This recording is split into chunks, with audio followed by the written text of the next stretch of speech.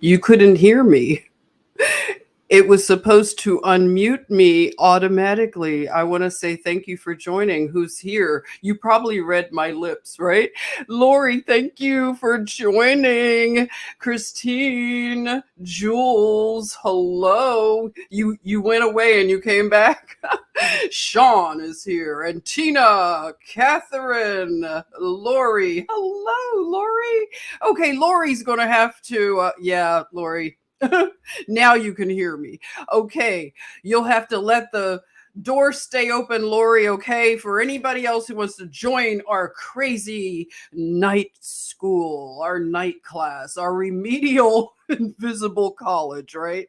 All right. So, oh boy, I see a few people that joined us. Daisy's here. Hello, Daisy.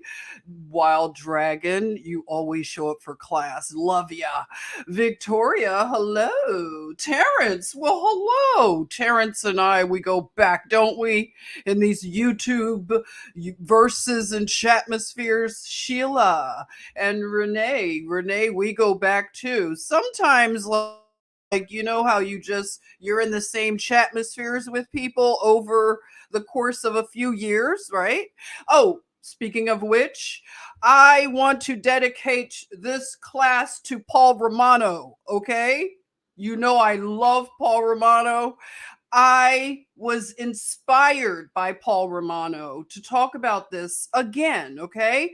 I love talking about this subject matter, okay? But I'm tying a lot of different things like threads into this. If you're joining on Facebook, thank you. Twitch, thank you. And I'll come in and kind of see what you're up to in the chatmosphere. And I have to send Girl Code may join us, okay? Let me make sure I send her. Just talk amongst yourself for a minute. What did I just do? I still have to share the screen again. Okay. I wasn't supposed to do that. Okay. Sorry. Let me give you something to look at. Okay. Other than a window and me. Okay. I have to invite. That's what it is. I got a little bit rusty with this. All right, let me just real quick send Girl Code a quick link because she may join. I hope she can. But she may be in the chatmosphere. Girl Code, if you're in the chatmosphere, let me know. But I'm going to send you the link now and you join whenever. Okay, everyone, I just did that and I'll be right back. Okay. Oh, alrighty. What's up? All right. So let's see. I want to get my notes. And tonight I'm going to tie in just things that it's review stuff. And I know I'm singing to the choir when I talk about these sort of things, but I feel inspired to talk about it in a different way, like connect it to more current things. And like I said, Paul Romano was the one that inspired me to talk about this, to, you know, just share ideas. And I want to get some feedback. I want to present an idea or two or three, and you tell me what you think of the ideas, and we share ideas. We treat this as we are expressing and sharing, and this could help people. You know things, you have expertise in certain areas, and this is just a, what do you want to call, a sharing. This is a gathering, fellowship. Matthew, you came into the class tonight. Hello, Matthew. So nice that you've joined us. Nice to get to know you. Hello, Heather. You lost track. I'm glad you're back, Heather. Welcome back. Look at that. And 1951 Swan. Hello. That's Wiz Volai. I'm not sure what that means, but it sounds nice. I think it's probably a greeting, right? As above, so below. Good evening. Good evening. Yes. Christine, you're here. God bless you too. Matthew. Oh my goodness. This is so wonderful. So I want to talk about the gender war again. Yes. And it looks like I'm having some challenges with my reception. And I want to say that as I look at the reception, the Wi-Fi connection on my laptop, it looks strong. It's at the top, the 4 bars. On the StreamYard, that's when I see it go down to 1. So it's something going on with StreamYard, but bear with it. We're going to get through it, okay? And I'm going to send StreamYard some feedback on that. They seem to be a great company that is interested in feedback. So anyway, moving on to 3D materialism age, I feel it's ending. I feel that all this materialism, it's starting to fall on its face. And I'll explain why. And you may have sensed these things. And it's just, we're observing things, okay? As this system is collapsing, if you would allow me to say, this system is collapsing. Hello, I don't think that's news. And as it collapses, because we've never seen a collapse, we've seen hiccups along the way. We've had events along the way, more localized and international, global, but we have not witnessed the collapse of this system, okay? So it's unique. And it has certain markers to let you know that, hey, we're here. If you needed a sign, we're here. These are the days that the old people talked about. They didn't know if they were going to live to see these days and times, right? They didn't know that they would be the generation, or that it would be us to carry the torch, the light forward. So if you needed a sign, as that meme says, here it is. Okay. Now, I want to say that for my faith, my belief,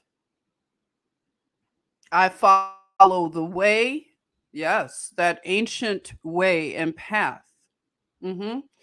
And I heard in the scriptures that in these days, don't be surprised that you're going to hear rumors of wars. You're going to see wars.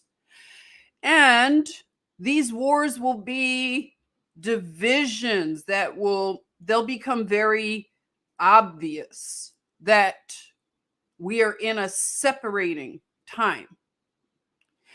And it'll be brother against brother, sister against sister, right? And nation against nation, tribe, all kinds of divisions. And what we are witnessing are weird divisions. And they are being fomented because of the technology. Like if our sister drops in, you know that Girl Code understands the AI, the nano. My mom, we play around. We go nanu, like remember the TV show, if you're part of my generation, like Mork and Mindy. So we go nanu when we're talking about nanotechnology. So the nanotechnology is something that has been hard for me to, it's like I've had to hear it over and over. Girl Code has been talking and saying, repeating these things about this technology and the, 5, she's been talking about these things for 2 years, right? And it was hard to, like, it just wouldn't register for me. And I was in New York when it looked like a Will Smith movie set, right? I was in New York City working on the front lines, as they called it. So I was coming out of my hotel room and exploring, the empty city of New York. I didn't mind. And, I didn't have a thing on, and I'd be taking pictures or doing a live stream. And my scared little aunties were like, where's your, and I'm not kidding, everyone, okay? Little bit of rant. We're going to start with a rant. But I'm just saying, you're trying to be as normal as I could be, which is not very. But I'm saying, you see that I'm the only John out here. I'm the only John that you see. But you're going to make a comment that I don't have this on. It showed me early who was going to change, right? It's not surprising that those kind of people that have that fear, that's like the first thing they would say, not, hey, how you doing? What you gonna eat? You gonna go to a deli and get some pastrami? I mean, that'd be better than, where's this? Where's that? I'm like, I feel like I'm on a different beat, a different rhythm, right? And I've always felt that. You know how we talked about the other day, like if you are considered the gypsy of your family, you were called, oh, she's the gypsy. She's the free spirit. She's the black sheep. Negrescence. I can't wait to say that word. The black sheep. Are you the black? You probably are all the black sheep of your family, because we find each other the black sheep, right? Paul Romano, again, he mentioned something really important about the black sheep. He calls them the designated patients. I think it's called, or the identified patients. Have you ever heard that term, the identified patient? So the identified patient in a family is the problem. They're the problem. That's right, Lady Di. Bah. The identified patient is the problem in the family. And the problem is that they don't stick to the script. Right, Jim? Hi, Jim. They don't stick to the script. This is the script you're given, Jennifer. You're supposed to be the doctor. Okay, we don't care what kind of doctor. Just get a nice doctor degree, something nice that we can brag about. Here you go. Here's your script at birth, right? And this is how you dress. If you're in our family, this is how you wear your hair. This is how you dress, how you talk. Okay? These are the schools you go to. These are the sororities you pledge.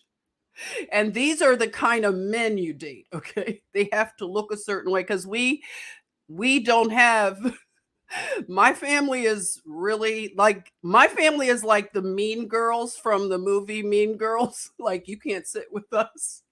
They are like, okay, they're like, don't bring anybody ugly to this family, okay? We're running a really tight ship here, okay? So we need to approve of how they look. Yeah, okay. I'm telling. That's why I'm the black sheep, because I don't stick to the script. I write my own script, okay? I write my own. And that's why you're the gypsy, because you don't do what they want you to do. Okay? You don't stick to the script. You're Kanye Westing it, okay? And you run into problems when you don't stick to the script. You broke all the rules, Christine. They don't like it. It makes them uncomfortable. I think I understand. Like, actually, one of my cousins literally told me that I made her uncomfortable. Like, we were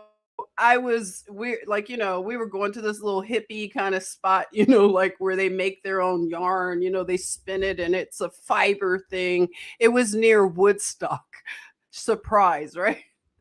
So it was in like this garage, you know, really my speed kind of thing.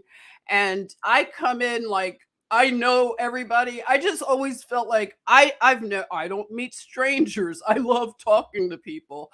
So I just strike up. I've always been this way. And so I just come in like, "Hi everybody. Hi." You know, and I mean, it's no act. It's just I'm the gypsy.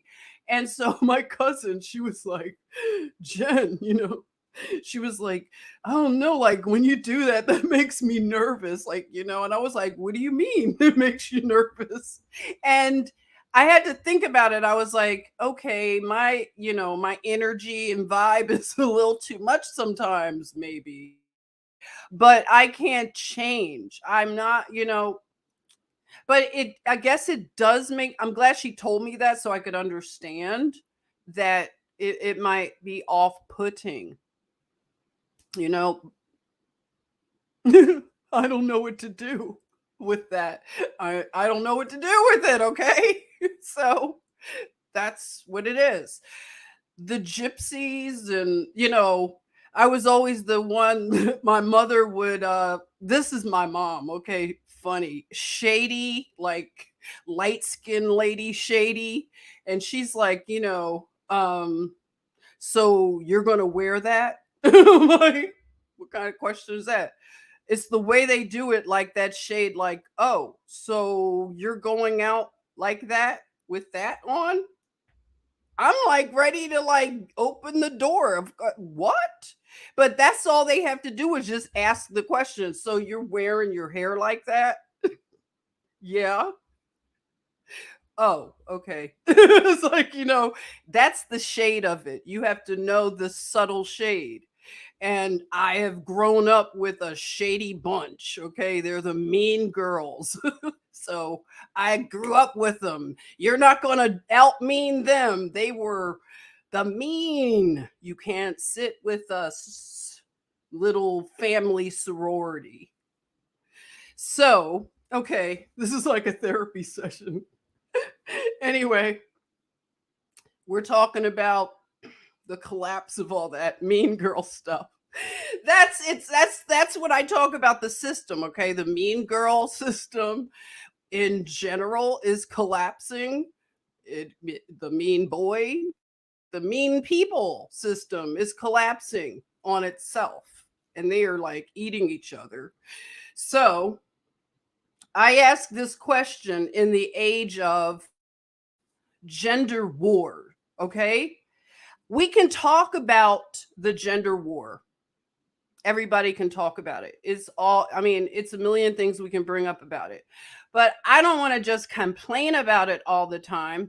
I want to offer solutions. So I thought of a solution. I want to share it. And I tie this solution in to food security.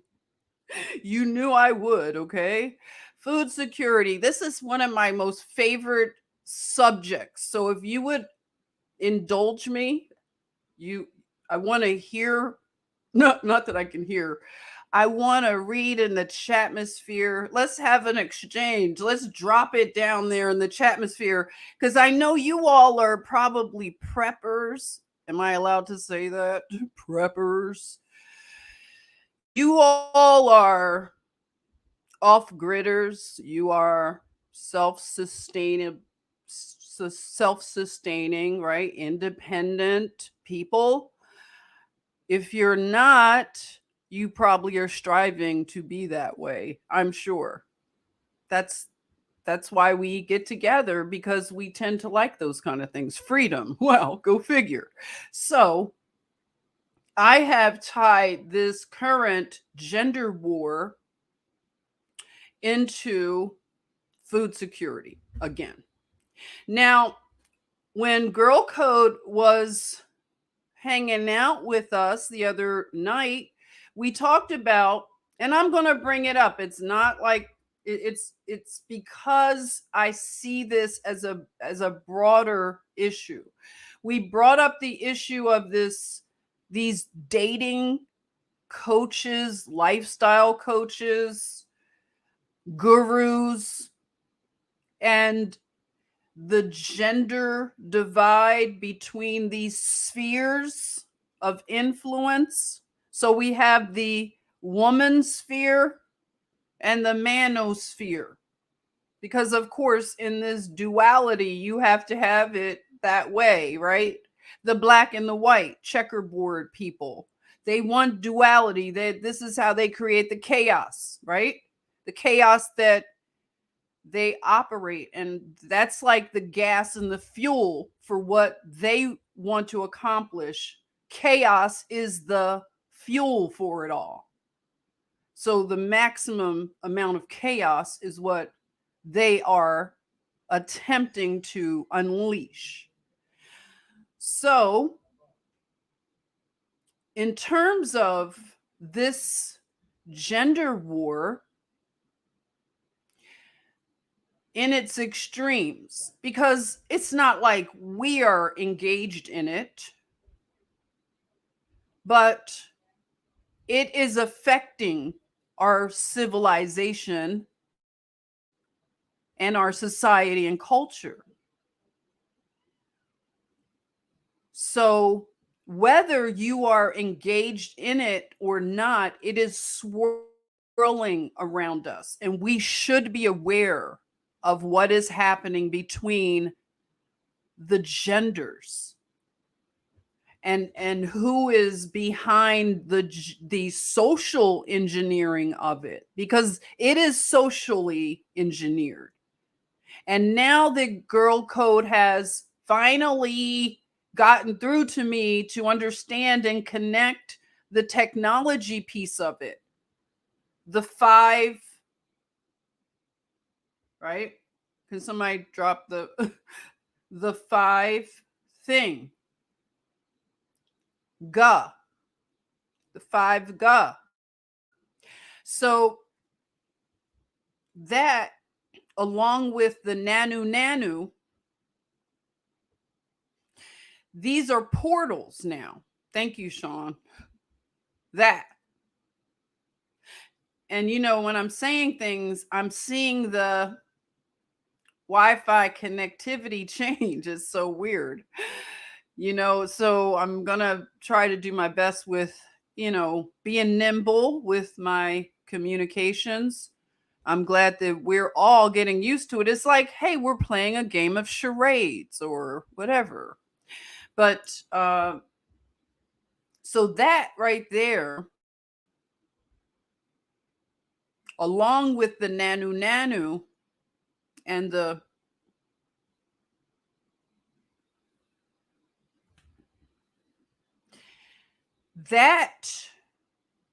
and if you want to go into the labyrinth, you want to go and look into the cellar, the dungeon, you're going to understand how and we talk about this a bit, you're going to see how things like H.P. Lovecraft and the poets and the philosophers of the age, they talked about this stuff. I used to be a follower of Bobby Hemmett, if anybody knows about Bobby Hemmett. Bobby Hemmett was a great teacher, although, an occult teacher. But when it came to black men, so-called black men, he was an amazing teacher of the occult mysteries. He could explain it and break it down. And if anybody knows about Bobby Hemmett, it's because of Bobby Hemmett that I understand that Cthulhu, right? That's how I could get it now. And then with my faith and my study of scripture, then I plug it in and see that's this is what it is. So it starts to make sense why this stuff is going to have an effect on the neuro, right? People are already changing, right? They're already changing. Now you can understand it a bit more. Why this is the separation of the wheat and the tares. They grow up together. So this separating is happening. And it's been happening, but it just went into a different level of the separating. So we have been through a hard part of it already. We have been. It's been painful and it's been hard. Now, what they're trying to do, I see with the gender war, is I see this as a sub war of what we've seen civil wars happen. When they're off doing their spreading of democracy all over, especially in certain regions, ancient lands, when they're over there messing around with people's tribal relationships, they are causing dissension and infighting because they send their economic hitmen, right? Hey, Marlon. Marlon's here. Hey, Marlon. Thanks for joining. Nice to see you. And David. Hey, David. We need to end gender. Yeah. There you are, Sean. The love of many will grow cold. We've heard that, and we just thought it was like, I don't know about you, I'll speak for me. I thought it was like, I didn't know how to conceptualize love like growing cold other than you don't speak to somebody, you fell out with them. It's deeper now. I see. My understanding of it has even grown deeper, that the love of many will grow cold. It is just growing colder and colder. This gender war, you can see the coldness of the heart of many on both sides of this divide. I really, like I said in a post, I am seeking to understand both sides. I am not in the well, I'm not in the manosphere, but I'm not in the woman sphere. I'm not a feminist, and I'm not a a pick me, and all of those names they give women who don't want to abort their boy babies just because they find out they're having a boy. That's where feminism has gone over the ledge now. It has gone to a dark, dark place, Cthulhu place. And to see it progress like it has, but now that I understand let me go back to it. Now that I understand this role, thank you, Karen. Now that our sister has explained how the Neuro-link, okay? Neuro-link, where have you heard that? Neuro-link. They were giving us the blueprint in pieces, and they've been, of course, disclosing through movies and television programming. We just thought it was fantasy. Turns out they've been disclosing a great deal. So they were setting these towers up on top of elementary schools during the 2020. Clink, clink, clink. There is a group of warriors out there in California, some of my friends out there in Thousand Oaks and those areas, where they caught some schools putting these towers up on top of the elementary school, and they stopped them. A group that I'm telling you, They're amazing what they're doing to stop them and to confront them and say, I know what you're doing. Why would you be putting that on top of an elementary school? There's no way to spin that and make that sound good. So any thought that it was a tinfoil turban file, they just pretty much answered it, right? If anybody knows the singer Carrie Hilson, do you remember Carrie Hilson out of Atlanta? Carrie Hilson, if you heard what happened to her on Twitter back in, I guess it was maybe 2019 or 2020, you might remember, if you follow, popular whatever music, R&B, whatever she was considered, she made a tweet about this, okay, being a problem. I forget the wording or whatever she said, but she had to backtrack and retract her statement and apologize and whatever. So that had to happen quickly. And when that happened, it makes you then look into it, because why can't she just express what she's concerned about?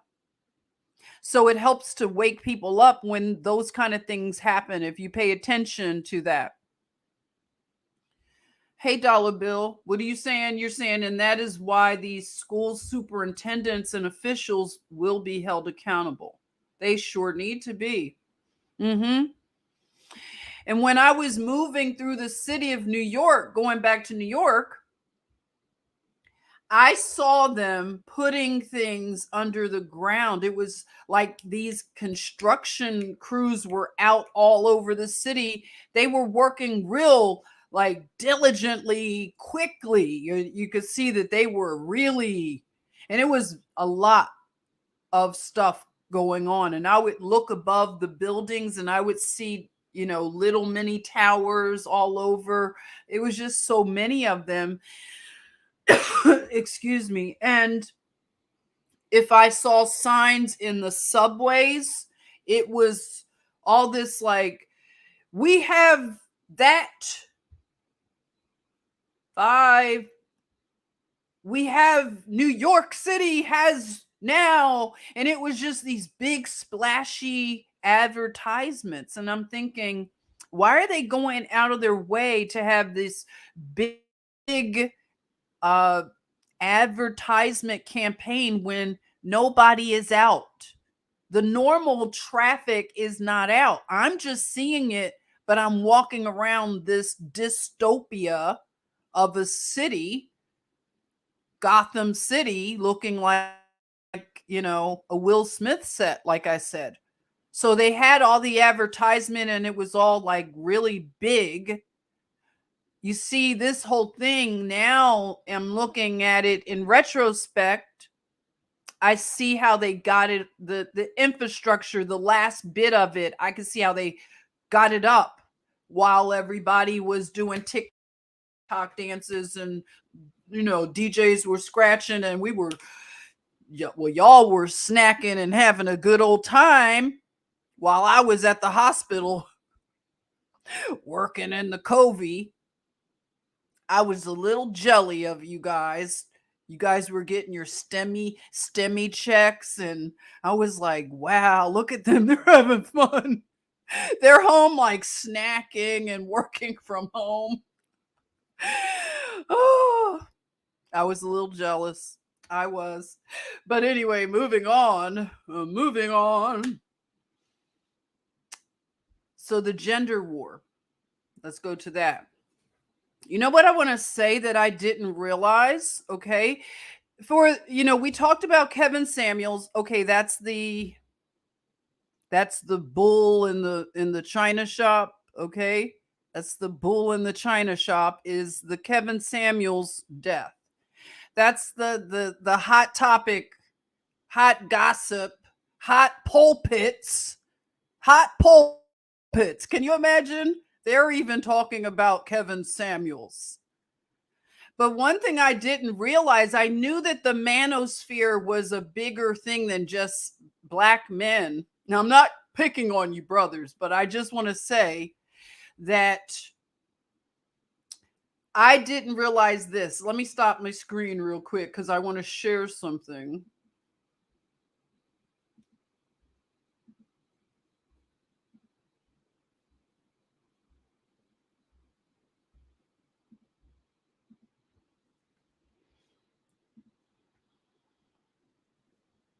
Okay. Hey, Jules. How you doing? Thanks for joining. Okay, I want to show you something that I wasn't aware of. And this shows you how great this divide is, how amazingly great, in a not in a good way, but just how big this gender war is raging. Okay, so this channel came across.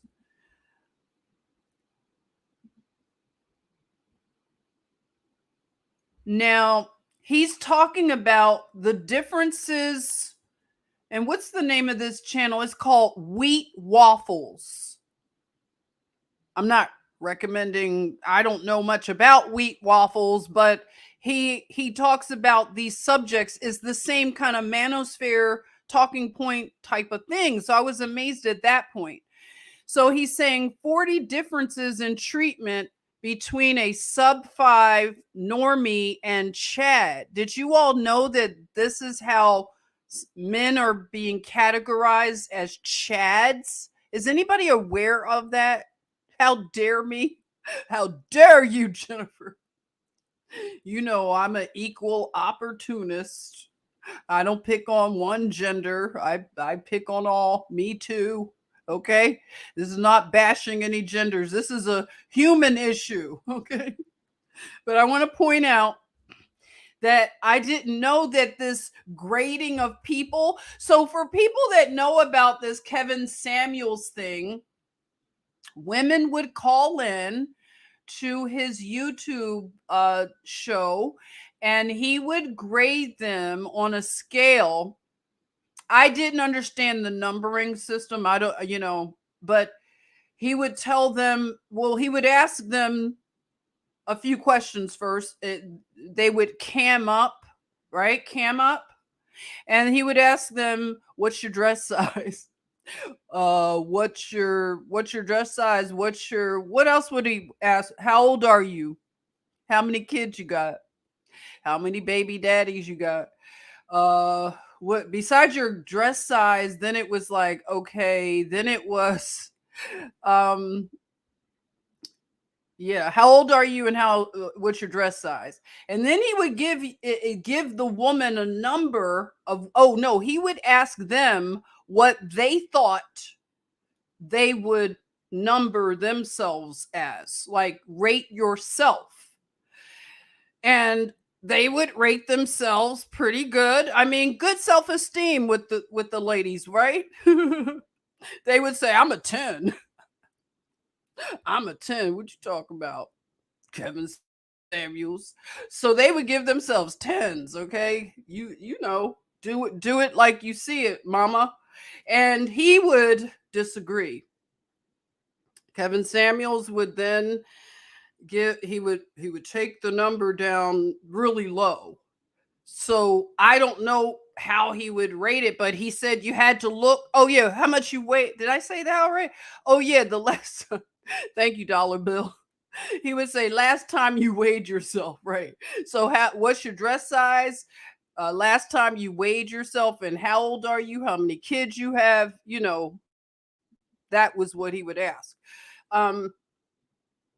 So he would take that number way down, and this is public. So then they'd have a little conversation, right? It might get heated. A lot of times it would get heated, and that's why it was such a spectacle, right? So it's a whole lot we could talk about in terms of why were they calling. I have my beliefs for why women called. If you want me to share it, I'll share it another, a little bit later or whatever. But I wanted to say that with this grading system, yes, he was an image consultant for people. A lot of you are not, you haven't been listening to this stuff. It's garbage, okay? It really is. Now that we're looking at it and evaluating it, it's something that has to be done away with, because I see that this is part of this technology. This is technological warfare. This is the nanu. This is Cthulhu. This is that goo. They are doing something neuro-linguistically, and we'll talk more about this in depth. But people are changing, and their perceptions of their enemies, their perceived enemies, are only becoming more weaponized, and people are deep in their feelings. They are deeply triggered on both sides of this divide. That's why I was saying I want to seek to understand it, so that if it's something about it, I want to discuss it and expose, shed some light on it, because a lot of people, you've been busy, you've been distracted with other things. You may not have known that this gender war has been raging the way it is. But it's important for us to take some time out to consider what's happening and what is behind it and how it's being engineered, because I do have a concern about its progression if we don't get this reined in. And if you feel like, well, what could I do? Hey, how about some prayer? How about some fasting? Okay, if it's not affecting you directly, just know that it is affecting the fabric of our civilization. So back to this grading system. So this gender divide has progressed to a point where people are feeling so disappointed and disillusioned because of what it promised men, what it promised women. Women were promised that they could have it all. Girl, go get your education and wait till, Kevin Samuels and these men in the Manosphere, they're not like wrong about everything they're saying, ladies. These are criticisms that we ourselves, we have observed these things. Women that are not into the feminism, we've observed this. We've aired this. We've been, we've felt the backlash from other women when we speak up. They call women online, you're a pick-misha, they have names for this. They have weaponized names to shut you down if you just want to be not so much neutral, but you want to point out that, hey, everybody, we might want to reconsider doing these divides, because somebody may be funding this. Somebody may be behind it, like Gloria Steinem and the Alphabet Kids, right? Maybe Gloria kicked this thing off. So that's why it's important to look at this stuff and how it has progressed. And now it's into the technology. That's where we have to really pay attention, because our children are living on this technology. And if we're so checked out that we don't even understand, because we're in a different, this is a different level we've hit. We've hit a level of the Doctor Strange, Black Mirror. We've hit that level now. So it's time to wakey and stop playing the divide, the black and white. Stop being a pawn on their chessboard. It's time to wake up to the game that we're all being hustled on both sides.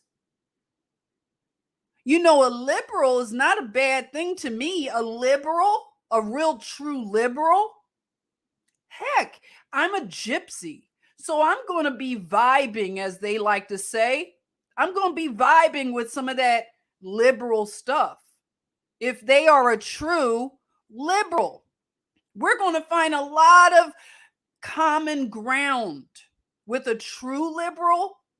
Somebody who lives out in Marin County and they're growing their own food.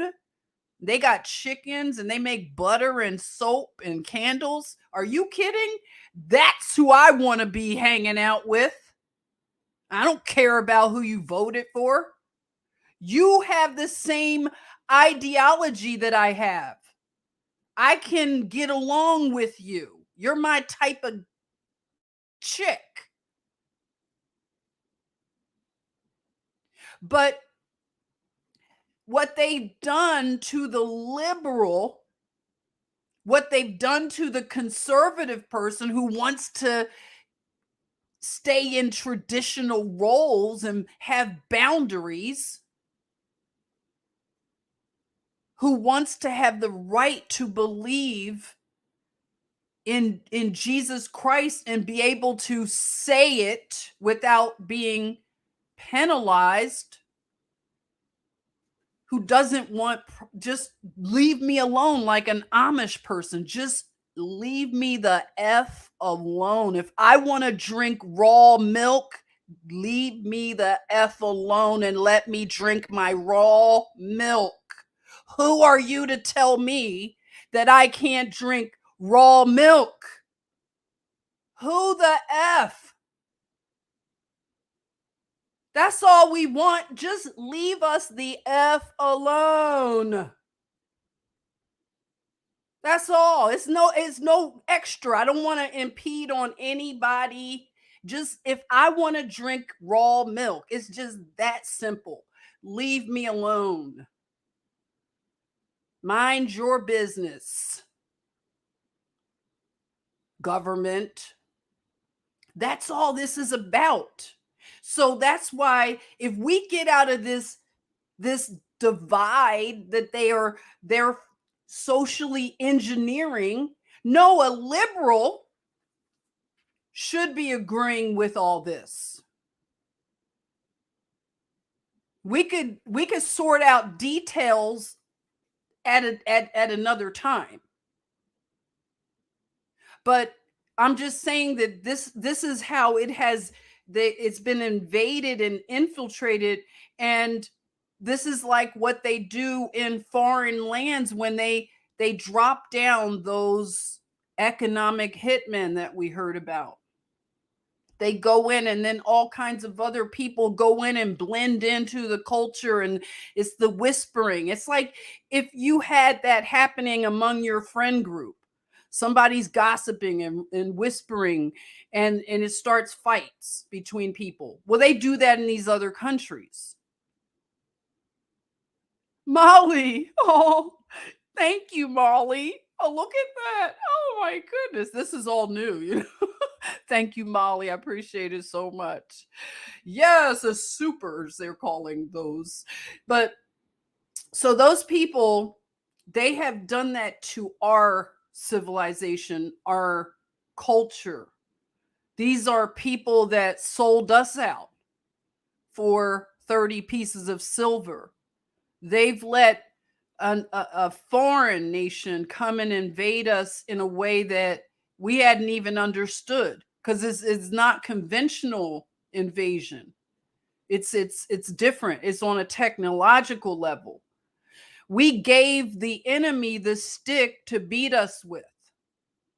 You know, have you ever heard like old people say, don't give them a stick to beat you with? Don't give them the stick. Well, we gave them the stick to beat us with. And now we're like, Well, why did we do that? Well, we're going to have to rein this gender war. We're going to have to nip this one in the bud. Like it's blossomed now. Okay? So this back to this channel here. So they're rating people on a scale. Now, me as a nurse, we started this scale with pain. And you've probably been asked by a healthcare professional, rate your pain between 1 and 10, you know? And then everything's on a scale. Have you noticed when everything started going to a scale? I remember when the scale was introduced into like our nursing assessment. But a lot of things are on this scale. How you look, you're being rated and categorized, and all of these things we're being, you know, put into algorithms and organized by AI to get a score as a citizen, you know, to give you access to their society. What kind of social score will you get? Are you complying with society?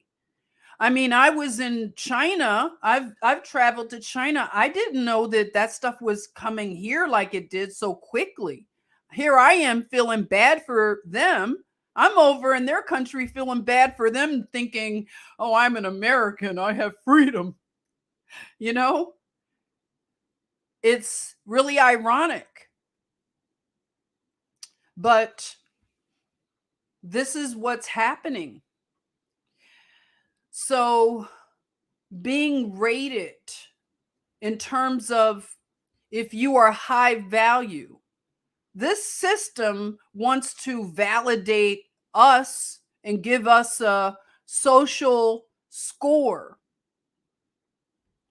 So this is what this manosphere, and I guess I don't see women so much doing the scoring, but they're doing other very toxic things. But I'm dealing with this scoring thing right here. So the men are scoring between, like, if they feel they're not a good looking man to get any kind of woman they want, and it's like if they have a certain amount of money, it's that whole high value thing. So you have to make over 6 figures and you have to have done it within a certain age range. It's very terrible what's happening to people, men and women. So if a guy he doesn't have the looks department down and the money, then he will fit into this sub 5. And if he's a normie, he's a 4 to 6. And if they're the Chad, that's the guy that everybody wishes they could be, the Chad. So what's happening, and I didn't know this, that they have a movement called the Black Pill. Now I've taken notes because it's terrible, isn't it? It's terrible. I just have to let you all know that I am now learning the more detailed issues with this movement. I didn't know that it had progressed to this level. So we need to talk about this. Jay Blair, exactly. Objectifying people. This is dehumanizing. The MAGTOW. Yeah, if you had heard those terms, the MAGTOW movement, men going their own way, this started like maybe 7-8 years ago, maybe even more. And they had a few guys that started their YouTube channels, and they had this MGTOW kind of talking points, and some were very aggressive, and they call it I think people are throwing the term shock jock around because we were used to radio voices saying these kind of things. Remember when that guy talked about black women and he said, "You nappy headed hoes"? Remember that guy? What was his Imus in the morning? He called those black athletes, he called them nappy headed hoes. Can you imagine? And, it was a whole big thing. I'm now seeing that I believe that people like that, they're doing this to incite, of course, shock, because I believe the Kardashians do it also, and corporations have been doing this, especially during this racial thing. Like, it's called outrage marketing. So they will say something and do something that they know will trigger a certain group, and it will cause the outrage on social media, and it'll give them, like, they're doing social experiments, beta testing the public. So they want to get all that energy going, and then they have people doing hashtags, they're outraged. So that's all done. That's just all being done. uh it's engineering. Okay, so it's just what it is. I didn't realize how much. Chad sounds like some soy boy to you. Yeah, the whole soy boy, that term. Oh my goodness, Marlon, thank you. Thank you, Marlon. I appreciate that. We growing some food and chickens. Brenda said, "Come over." Tell Brenda I'll be there, Marlon. Thank you so much. Give Brenda my love. Thank you. That is so sweet. I appreciate that. Oh, so the the grading system that they are doing right now, what it's causing in a lot of young men, or it doesn't matter age wise, they're saying that now this new movement is called the black pill movement. Have you heard of this, the black pill movement? They say that this is causing kind of their disillusion. A lot of men are tapping out of this dating culture because they feel that they can't compete with a Chad or a normie. So if they don't have the good job, and look at what this culture and civilization has done to young men. They can't get out here and get a good job like maybe their fathers did, because it's the society has degraded now, and the young people are suffering, and we have to acknowledge this. It's not fair to them.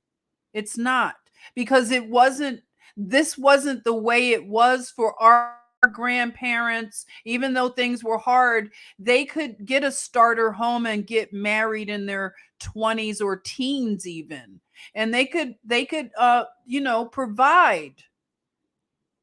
And that's what men want to do. They want to provide. And all of these manosphere, women's sphere, the women are throwing this up in the men's faces. Yes. And they're programmed, we're getting programmed to say things. But yes, men are I think you're wired by Jah to provide and protect. Yes. And women are nurturers. Yes, women. What's so bad about that? Nurturing, being soft. And so the women's movement has gone into an extreme where they are, the feminism. You want to become a feminine, high value woman. You have to have a Louis Vuitton and red bottom shoes, and you have to sit at the bar at a golf club and get a rich man. But of course, not if you're over a certain age, because they're telling these coaches from the women's sphere, the dating end of it, they're encouraging young women to become Jezebels, to become hookahs, prostitutes. And they're calling it sugaring, sugar babies. So they're telling women to get yourself a sugar daddy. So that's going on one end of it. It's so discouraging that that's happening, because then the women are trying to do whatever they can to stay at a high rate. So people are rating human beings, rating them on nothing but materialistic, external, how much surgery. So this is black pilling people, and bitterness is setting in. Bitterness. And so the men that are in this, they call it the incels. The incels, if you've heard that.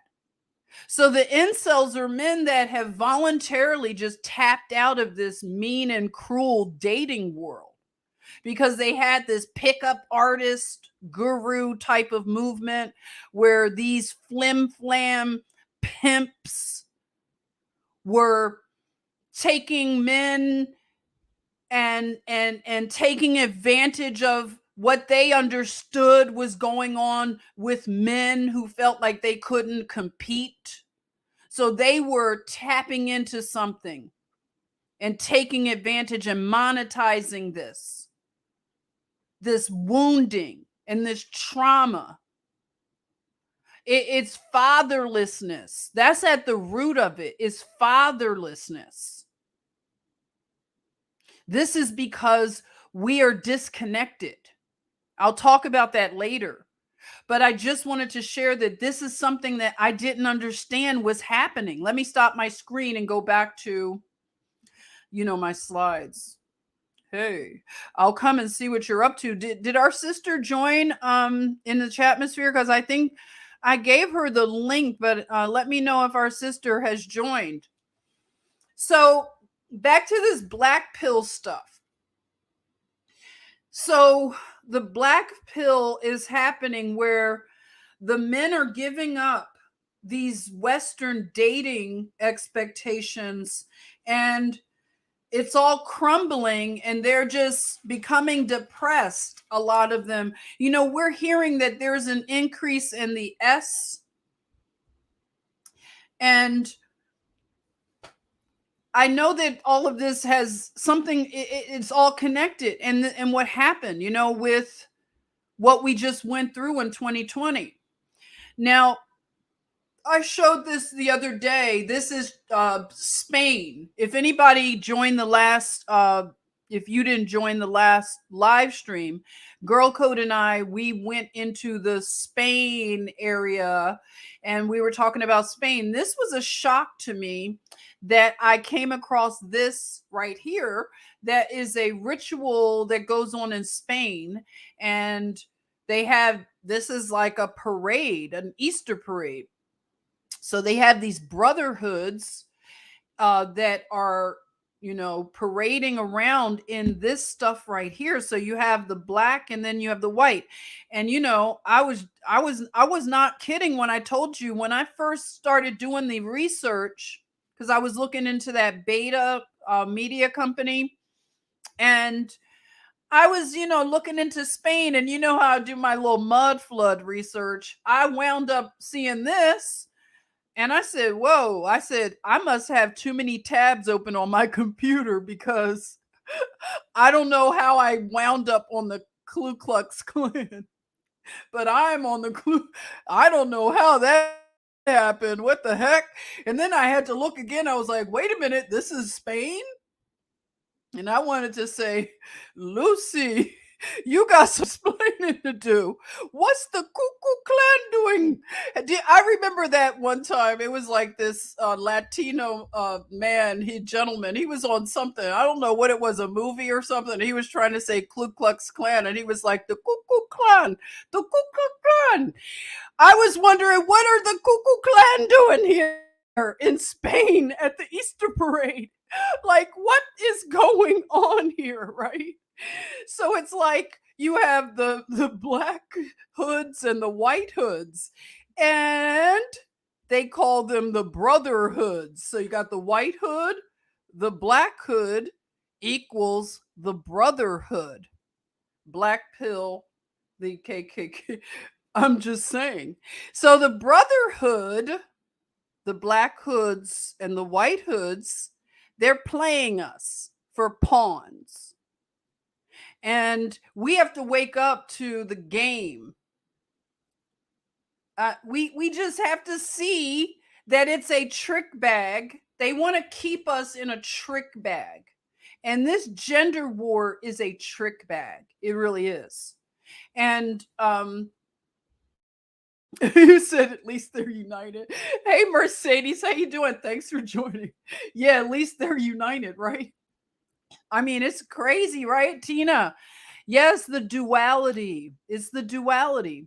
And hey Jay, you see it, right? I mean, it's right there, isn't it? Right in front of our faces.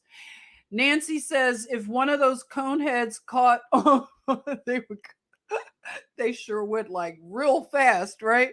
Yeah, so this is, you know, this is at the helm of what's going on. Ultimately, we're being played and we got to get out of their paradigms because they're playing us from the left and the right. They are. I see it now. I mean it's just right there in front of my face. So I see this, okay? I want to propose this as a solution. Let's see. I want to make sure. Oh, and also, when people set out to make content that is in the manosphere or the woman sphere, they will be monetized easier. They will get higher monetization, as you already know, and the algorithm, the algo, will favor that content if it is inflammatory when it comes to this gender divide, as well as other things too. But definitely, this is something that could take a person's channel up, I mean, quickly. And we've seen it like a social experiment. We've seen it happen. We've seen it happen in this example of this recent content creator who died, who was part of this gender thing, even though a lot of the supporters of his content say that he was helping women and men. So there are people that's their opinion, of course, and then you have the real, diverse, polarized opinions. But I just want to let you all know that it's not just race, because some people may think that this is, if they're in sort of the Black community, or I call collective, they may think that this is just happening maybe in the Black community. This is happening in all communities right now. That thing that I just showed you is from a white man. I think he's British. So he does the manosphere, but he does it from the black pilled side of things. These are the men who have given up on the dating scene, because the dating scene is like a jungle. It's dystopic, and it is very demoralizing. So these guys have tapped out. They don't even want to try anymore. I mean, you have these dating apps that rate you, and this is the age of being rated, being, how many views do you have? How many subscribers do you have? How many likes and follows and all of this stuff. So it's a grading system, rating system, and this is what they want us to feel validated by. They want us to seek validation through social media numbers.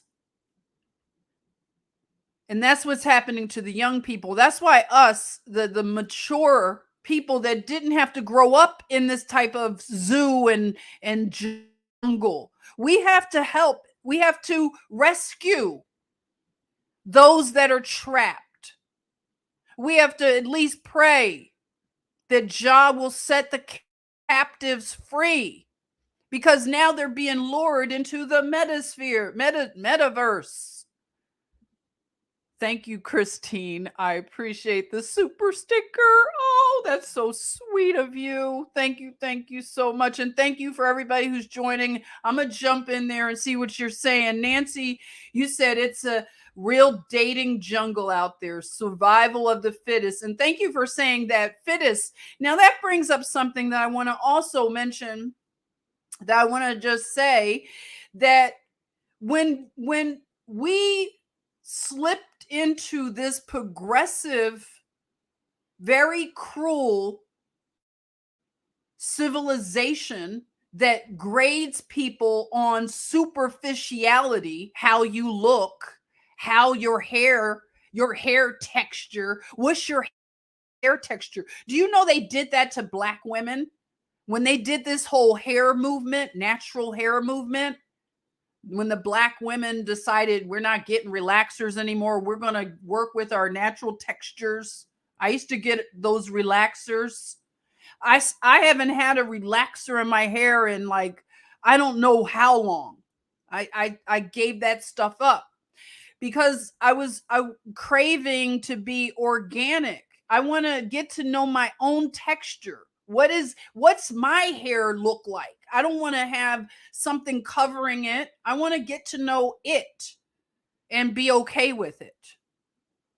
And no, TSA, you're not going to put your hands in my hair. I'm not hiding anything in there, okay?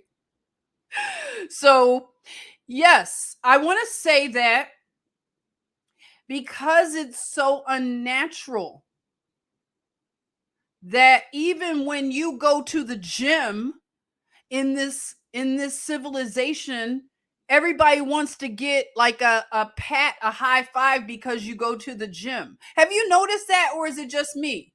I mean, come on, gypsies. You know what I'm talking about. We're the ones that don't read the script, and we're looking at it and saying, this is kind of weird, y'all, don't you think? And then everybody's like, shut up, Jennifer. You never follow the script. You make us all feel uncomfortable.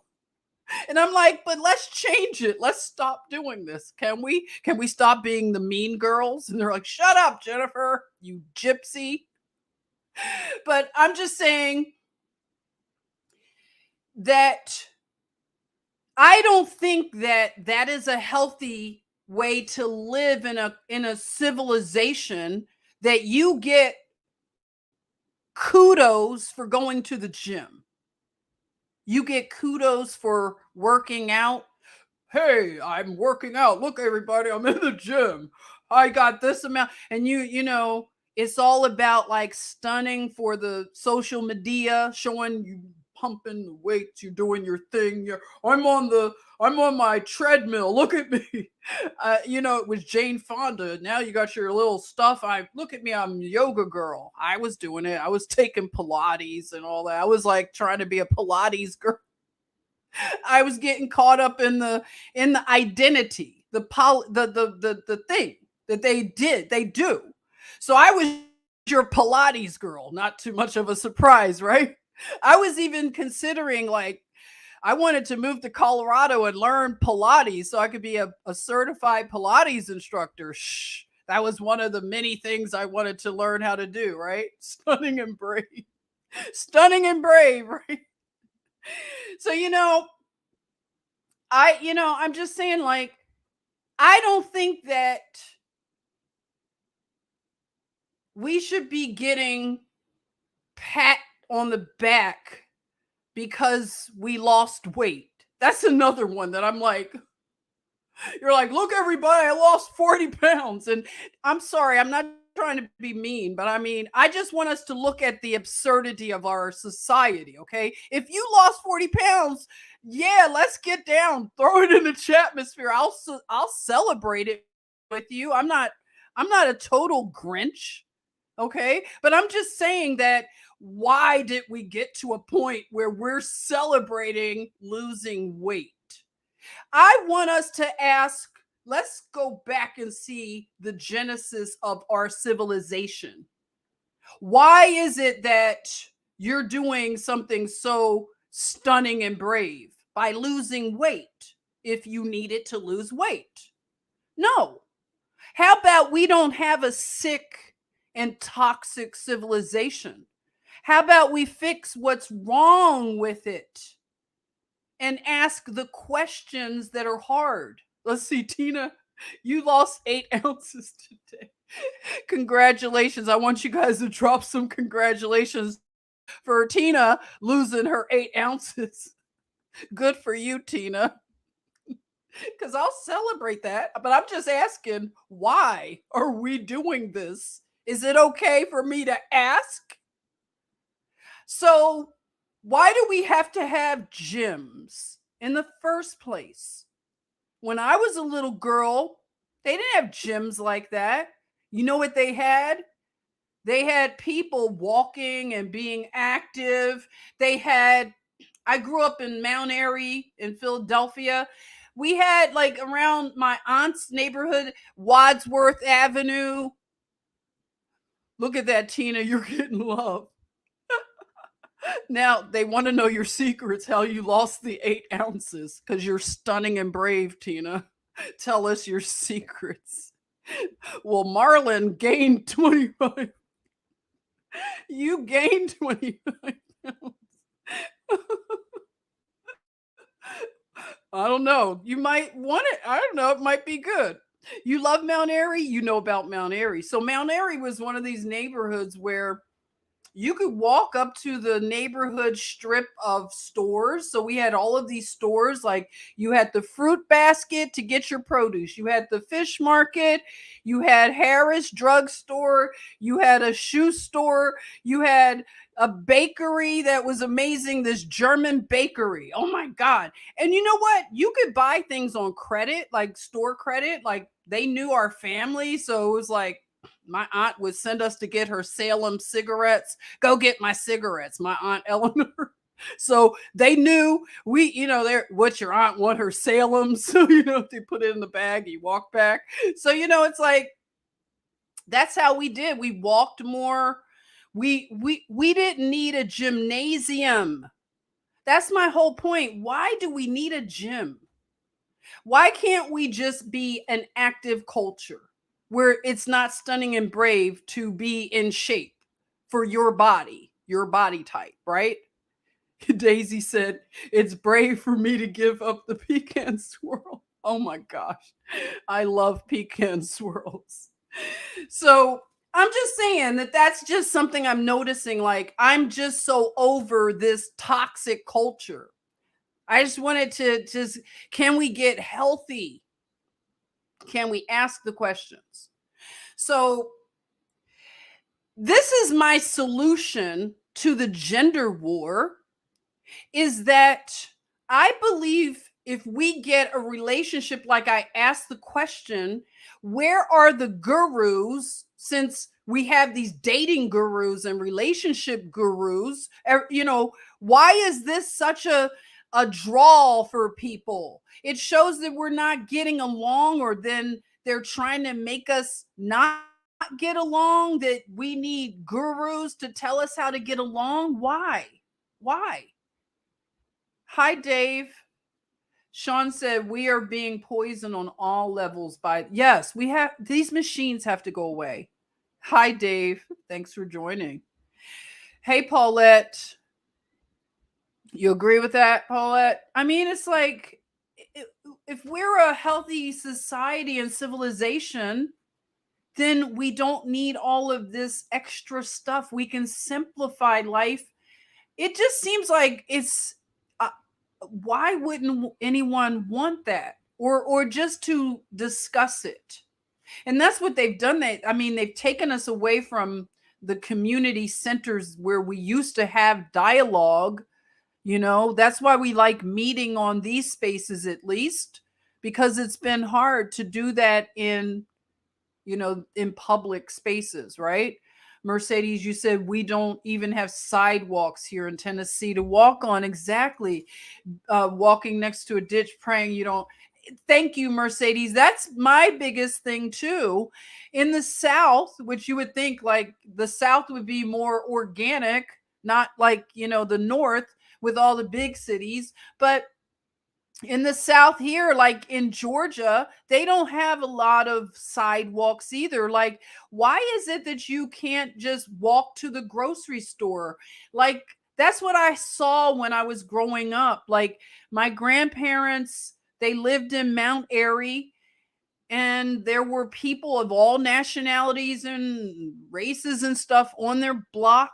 We had Armenians, we had black, we had white, we had all kinds of people on that block.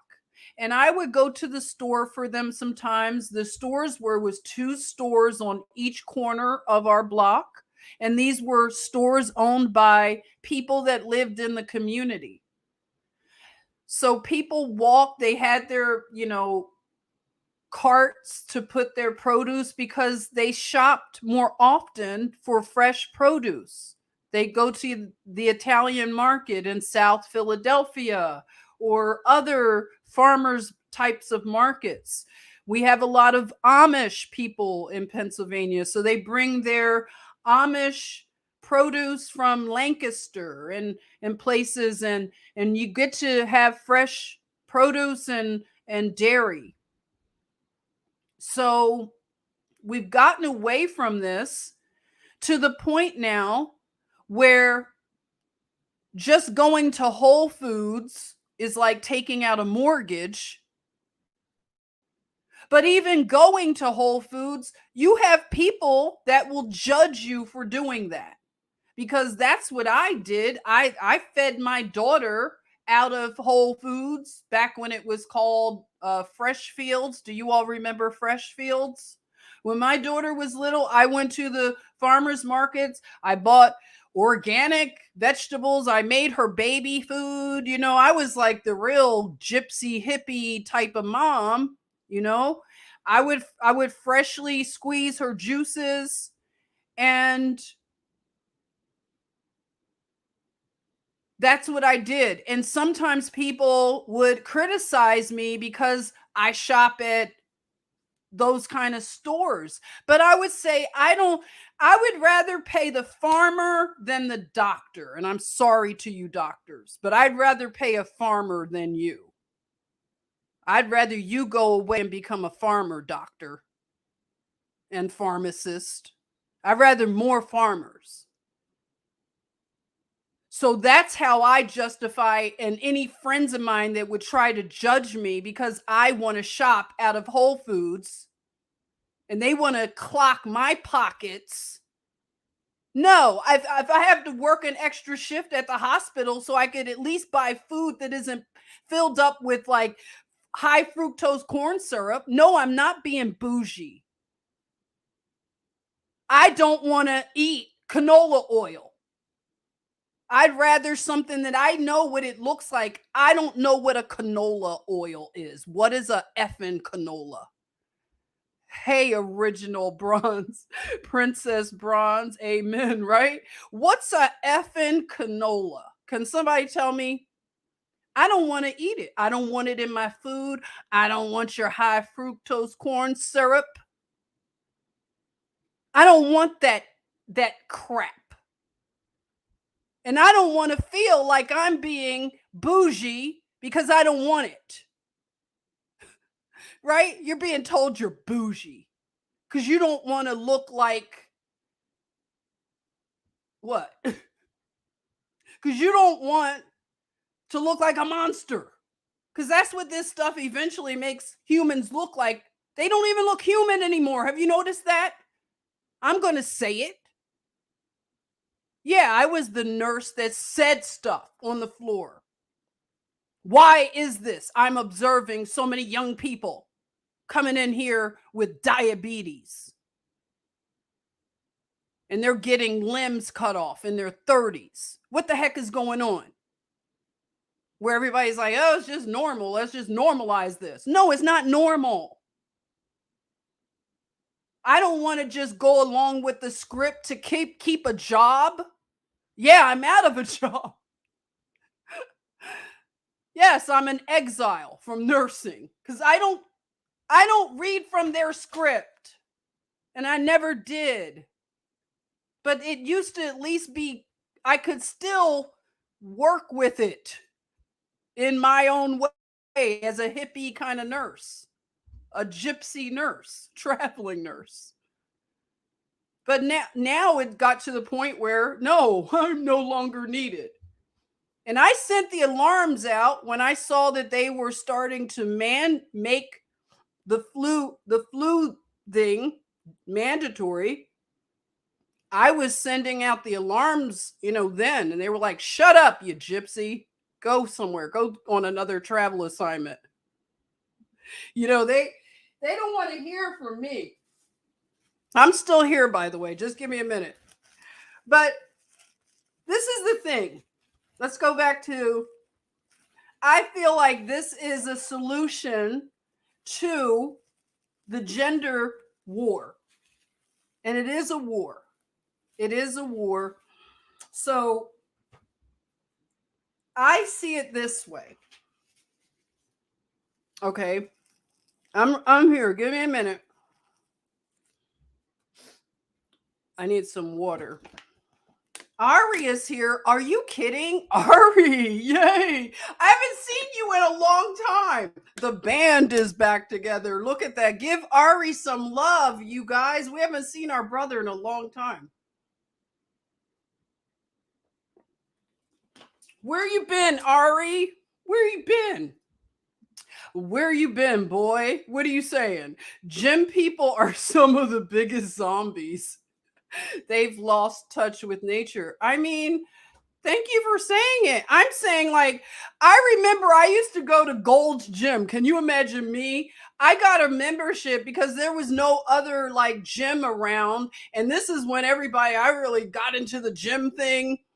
And I signed up with Gold's Gym in Cheltenham, Pennsylvania. Shout out to Cheltenham.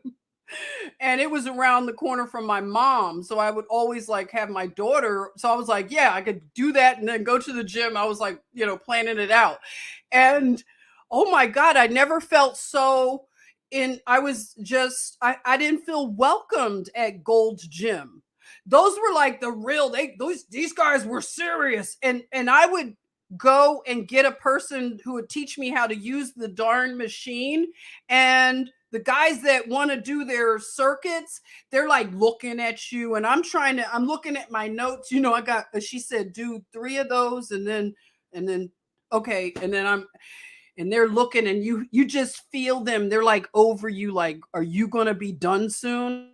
And I'm thinking, oh my God, I'm paying all this money for this membership and I have to feel like these guys have to go before me and they can't even like be patient with me. So I was like, oh my God, I'm not cut out for Gold's Gym. I had to like let that membership lapse. The guru is here, 215 in the house. The guru, the John, shout out to Philly, 215. The ham is in the house. The ham. Thanks for coming by, the guru. So, yeah, the gym thing. This is the thing, everybody. This civilization is trash. I said it. It's trash. If you want to hold on to this stuff, I'm telling you, it is collapsing. It's trash. Let's throw it in the trash. It's not the way humans should live. It's not sustainable. If we lived a healthy life where we were self-sustaining, we wouldn't need a gym because we would be doing activities that our bodies would be naturally lean, or whatever is lean for your body. You would be at your optimum weight for your body. Okay? My relatives, I never saw anybody out of shape. They were all like lean people. They were lean and they were vibrant. They were strong. They stood straight, like they had good posture. They had good teeth. Why? There's a reason. We shouldn't be degrading. We should be getting better. But if you look at old pictures of your relatives, they look better than this generation, don't they? The women, they look good. They didn't need all this pancake stuff on their face. I like makeup. Yeah, I got it on right now. I like it. I'm not saying that I'm going to go into the woods right today. I'm saying that I want to talk about how much this culture, this civilization, it's not sustainable. It's just not. I want to get to a point where I like to see myself without makeup. I do. I want to get to that point. It takes, work. It took me work not to, want to have my hair always like fried and pressed and all silk pressed out. No, I just have it whatever. It's doing it these buns. It's easy. And it's just it's not stressful. I don't care. So if we get away from this trash culture, we leave Babylon. That's what this all is to me. I see this is how you get out of Babylon. You get out of it. You recognize the toxicity of Babylon. It's not sustainable. This gender stuff is not sustainable. You can't rate people on their looks, on their age. Although I don't like people dating people, marrying people that is too much of an age. I don't like that on either gender. I definitely don't tolerate that with women. That cougar stuff. Oh, yeah. Just so you know, I don't just like bash one gender. That cougar stuff is sick. That stuff is not cute. That's not good at all. So no.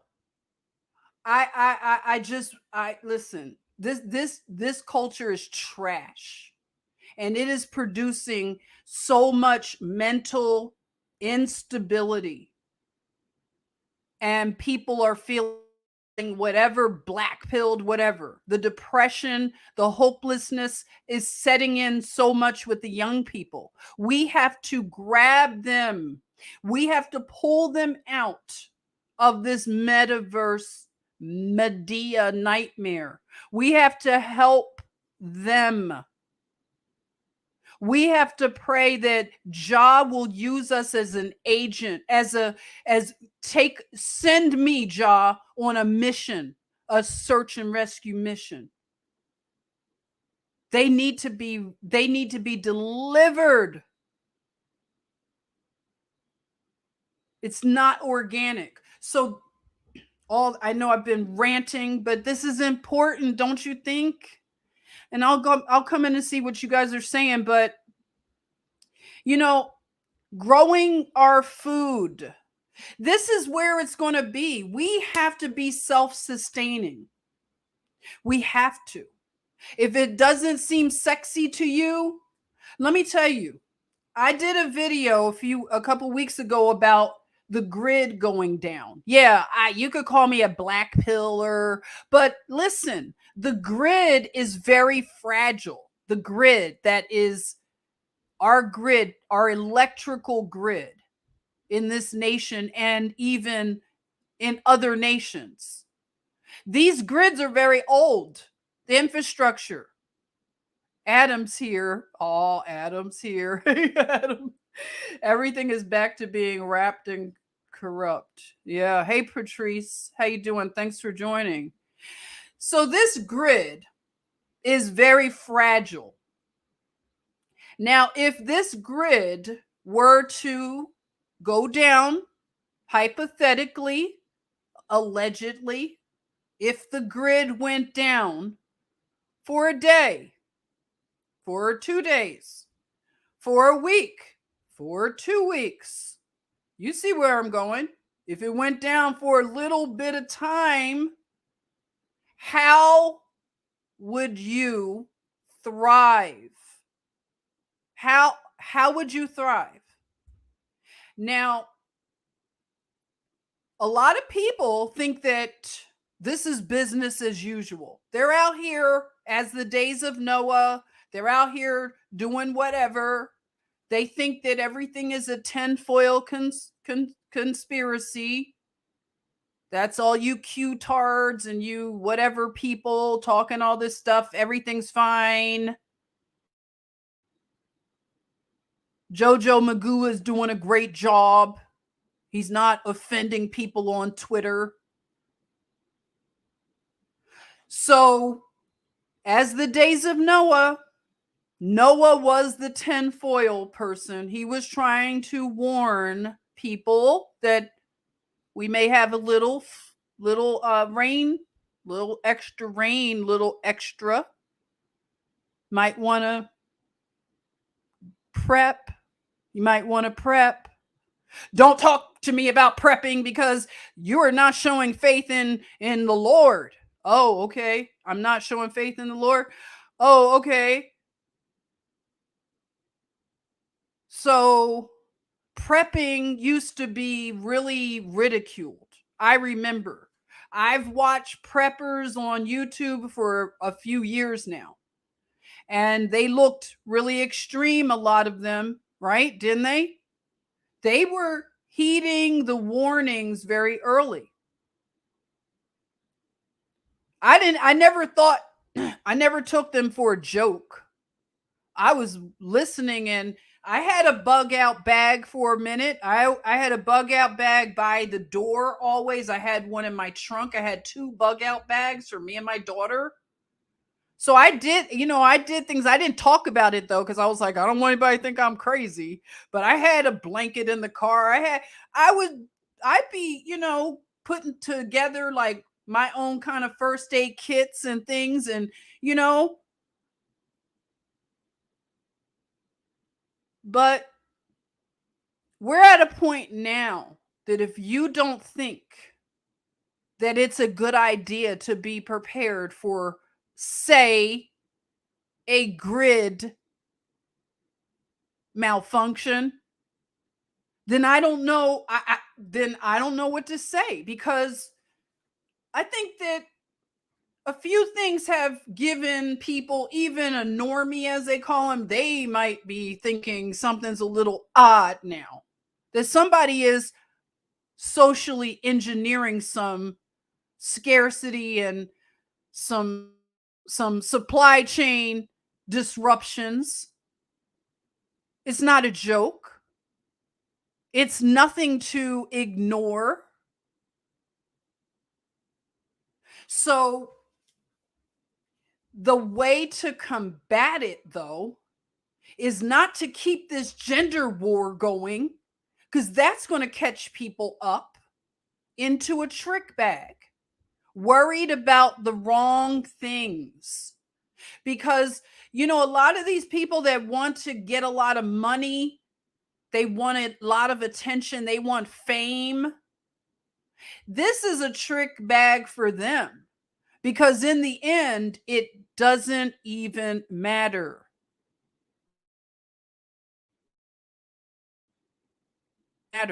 We looked at those abandoned mansions. It will be moth eaten. Somebody else might enjoy it, but it's not important when the chips are down. Because I'm going to tell you, if there was a grid disruption right as we are living life now, what do you think all these people who live on the monetization of attention, who are Instagram models, they're making a lot of money. And I don't think anything's wrong with monetizing your content and things like that, but we have a society that monetizes the wrong kind of content. The kind of content that keeps this toxicity going. But what are those people going to do when all they have is their body, their BBL? That's all they have. They don't have anything else. What's going to happen if they've been thinking that this is all conspiracy, but they have a Louis Vuitton collection, they have cars, they have all this stuff. They have plans and trips to punch their passports. What is that going to do if a grid goes down? What does it matter about anybody's social media presence? How many likes, follows, subscribers, all this? What is that going to matter? What is it going to matter what degree you hold, what car you drive, what house you live in, if you're not prepared for something like that? What are the strippers going to do? All those girls that have the online, what is it called? The things that they make money online, the Clubhouse and all this stuff. What is going to happen to these people who think that life is just business as usual? They don't see the times. They don't discern, some of them. They want to get back to the debauchery of Babylon. They want to dig deeper and dive deeper into the dungeon of depravity that this civilization is doing. Progressive so quickly. It is progressing.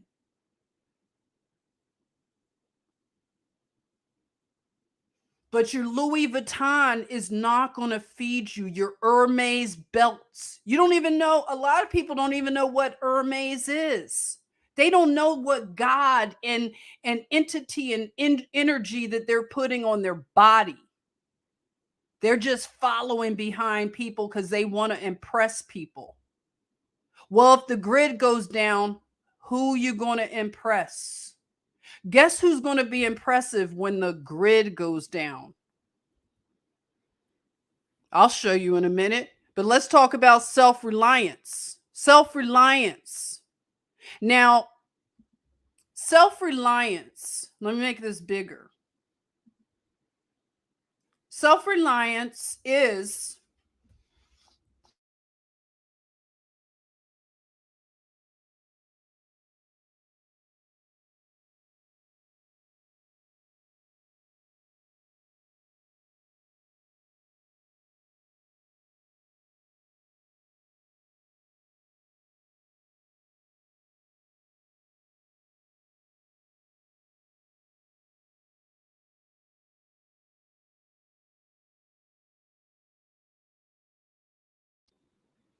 I was talking and muted, right?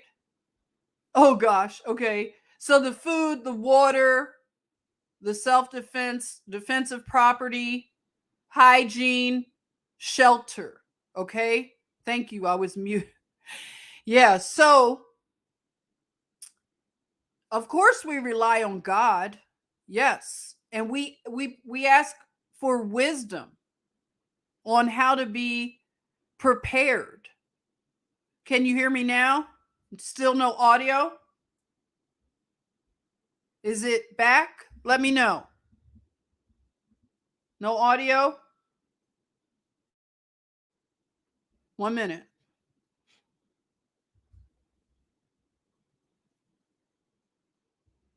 It's good now. Thanks, Christine.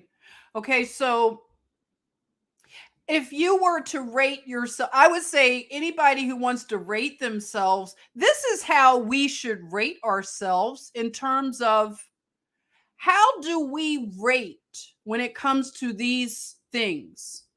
Food security, water security, self-defense, defensive property, hygiene and medical, and shelter. How would we rate if hypothetically the grid went down? How would we rate? It's going to be a whole different rating than these superficial ratings that people want to give other human beings. But I would say this is how we should rate ourselves at this time. So one of the things that Paul Romano was talking about, and I really appreciate, is he was talking about food forest. Who has ever gotten involved with food forests? This is an amazing way to, 1 minute. This is an amazing way to, I feel, set up a society. And I can see people getting together in clusters, pods of people, tribes and groups of people that come together and share knowledge and start to research this stuff. It's a lot of resources. I'll share one if you want to start, if you feel like you're new to everything. I want to share one with you. Okay. 1 minute. I'm getting some water. So, in terms of these food forests, you can see that they have the annuals set up in a certain way. This is it's a great bio, what do you call it? Like a bio system, and everything thrives and works together in the way that it's proximal, and understanding the depths of certain roots, things like this, composting, all of this. So the food forest is an amazing idea that I love. And I can see women and men just getting together. Hey, let's just go out. Instead of dating, how about we go and plant seeds in a wilderness area? We get together as groups of men and women. Doesn't matter if the heart is going in a direction of self-reliance and just one of a kinder way to live. Don't you see that the gender thing will correct itself? You see what I'm saying? Like, if people feel like they're lonely, they're not meeting mates or whatever, I can see this being a great way to meet somebody, that you're out here planting seeds with them, getting to know them on a different level. You're talking. I can see people like, just, hey, let's all meet up and we're going to go pick our dinner. We're just going to eat salad tonight. Or maybe somebody might say, I'll go fishing. I'll bring back some fish and we can have salad, and we can cook outdoors. We can meet at a little park area and we cook the dinner that we picked. And imagine getting together and doing things like that and learning how to have security in all of these spheres. And imagine the connections. I mean, I see this as a very pure way to get back to a humanity, get back to a heart-centered humanity. And you wouldn't care about how somebody looks and how much money they have and what kind of car they have. It won't matter if the grid goes down, what kind of car, if it doesn't start up. Can you ride a bicycle? You've been driving all these years, and are you in shape to ride a bicycle up the hills? If you had to go and retrieve something, that's what we should start rating ourselves.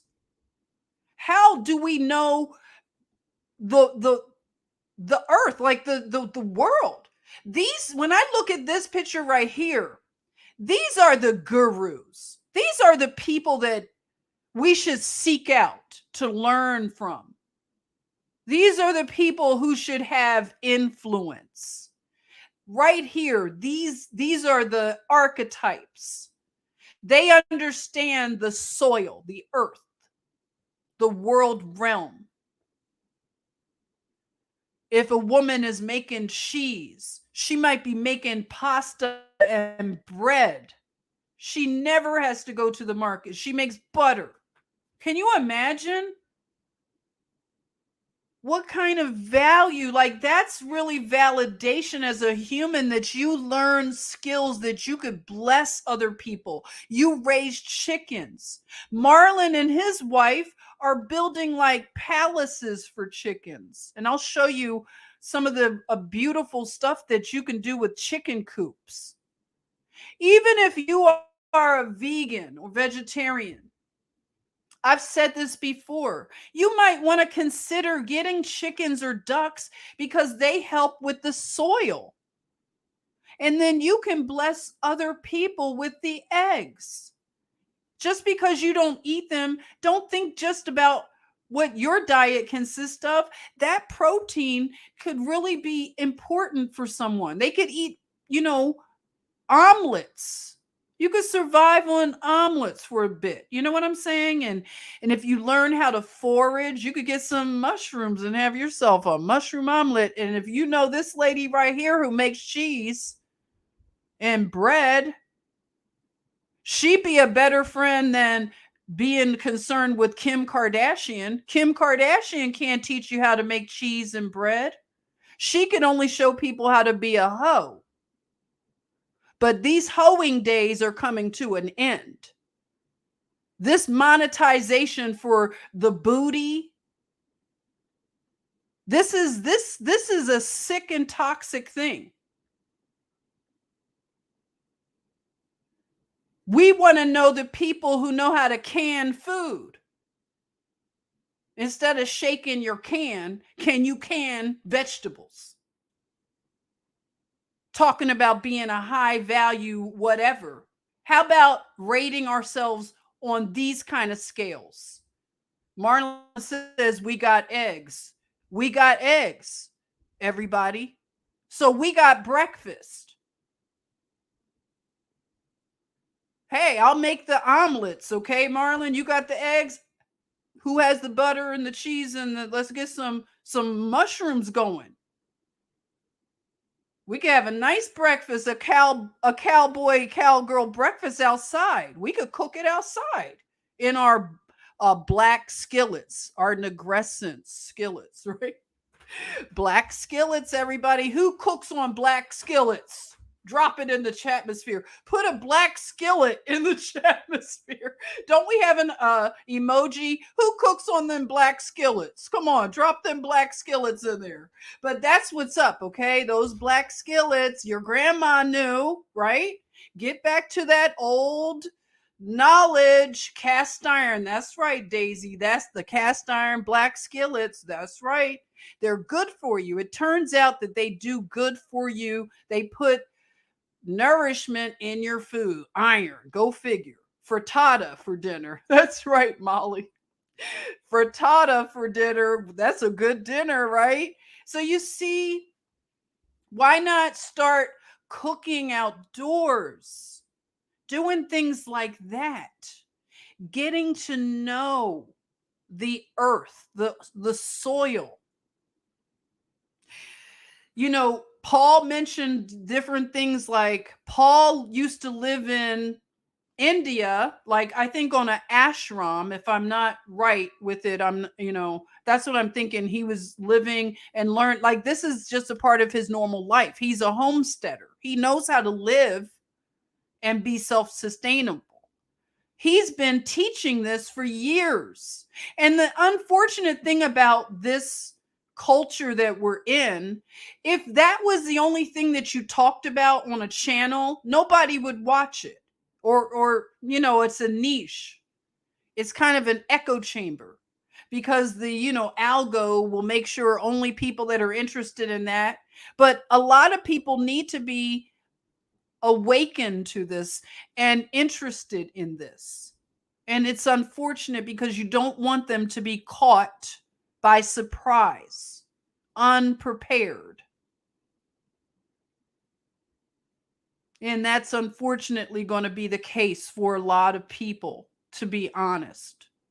I don't want it to be that way, but that's what it's starting to look like. But you could be the person that could be like a Joseph.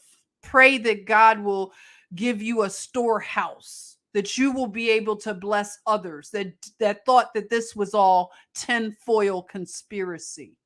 Maybe you will help them with your bounty. Pray for a bounty. So, this is the kind of society that I feel in terms of the humbling of humanity, I don't see humans humbling very easily, because you can see where when that thing happened in New York City with the towers. And one of the things, I listened to a pastor who talked about, I think he called it the harbinger. Do you remember that sermon about the harbinger and the warnings to America to repent for things that America has done to violate the laws of everything, humanity, of God, Jah Almighty, America, and the wars that have been fought, all the things that have been done in our name with our tax dollars, putting the blood on our hands too. And we were too checked out, our head in the sand, but it still has happened. And we might have endorsed it because we believed in the narratives. But right after that happened in New York City, right, we heard about people were just coming out and getting to know their neighbors more. They were, kumbayaing it up and going to church. And they said the churches were just overfilled. But it didn't take long for all that to just go back to the way it was, busy, city. And you heard people say, it's almost like that slogan that Jojo Magoo had, build back better. And that was the attitude right after that New York City thing, right? It was, oh, we're going to come back stronger, America. And that's all fine and well. I was caught up in all the rah-rah. But my thing is, I'm seeing that these are moments that we should reflect for a longer season. And we should have been in a state of repentance and fasting and praying as a nation, as a collective. And we miss those opportunities because we go from thing to thing, event to event, and we don't take enough time to reflect on these things and see where we need course correction and have good dialogue about it. Yes, we fall back to sleep again, Molly. Embarrassing how asleep we became again. It doesn't take long. It's something about the nature that this is that fallen nature. This isn't how we're supposed to be, of course. We can see this fallen nature in us. And we have to pray that we are delivered from this fallenness, this apathy. We don't want our love to grow cold. So, because even what I'm noticing after the death of this guru, Kevin Samuels, it's like I said the other live stream, they're already talking about who's going to fill his shoes, who's going to be the next guru to take his place. And I was, I wish that it could be different, where it would be more of a, how about we come together, maybe have a quiet cool down time, and we begin to talk about why this is happening and begin to unite, or at least learn why we keep falling for the okey doke. We keep following these gurus. We keep getting played on the checkerboard. We're getting played like a sucker, like a mark. When you play 3-card monte, we keep getting played because we keep falling for the trick bag. And they keep us in the trick bag because we can't see the game, the left, right, the black, white, right? So until we get out of the trick bag, we're going to require a humbling. And I'm not trying to black pill you. I'm just saying, this is my opinion, that a humbling could be a grid disruption, because I don't see another way that the proud of our culture will be humbled, because they don't humble down. They just get more prideful, and they start to, they start to wave their fist at Jah even more. They want to do it. It's the Tower of Babel. They want to take over every realm that Jah has ordained for himself. They want to tamper with the DNA. They want to give us GMO food. They don't want the farmer to have autonomy. Who are they to tell us that we're going to eat Beyond Meat burgers? Who are they? This is why I see the gender war being solved by us going back to the soil together. Men and women going to the soil together. And when we go to the soil together, we pray. We ask for forgiveness together. We go in a position of prayer, of repentance, sackcloth and ashes before the living God. Give us the wisdom, Jah, to bring forth produce from the land. Help us to understand the land. Bring us a bounty. Allow us to be the blessing that we can feed our community that will not get prepared, that will not take heed. Allow us to be the storehouse. And we go together hand in hand and plant food forests. Can you imagine that? Doing that together? It won't matter. All of this stuff that is going on, it will just melt away. This is what I see in my mind. The humbling that we need. We do need correction and humbling. We really do. And I really see the humbling is going like prostrate before our Creator and getting back to the soil. Look at that.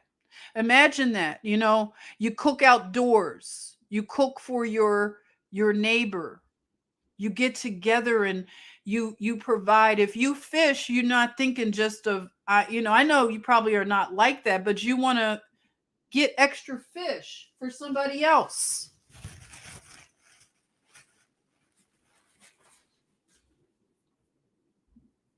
So I just, I see this as a solution. And that is another thing, these little, not to get into like, oh yeah, let's have communes and all this stuff. And I get it. People get into like, oh, it could become a cult. But I don't think people would just go crazy like that. Well, if we had grid interruptions, all that stuff in terms of taking advantage of people, I know that people might get desperate.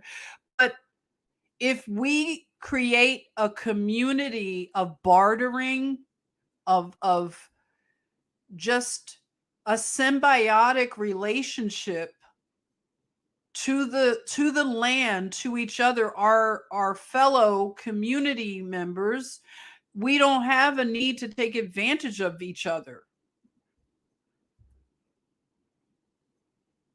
And if people stay in the cities, there's a lot that can be done to grow the cities, to green the cities. Stop killing dandelions in your yards. There you are. Thank you, Act Jolie. Yeah, like learning about the plants that you can forage.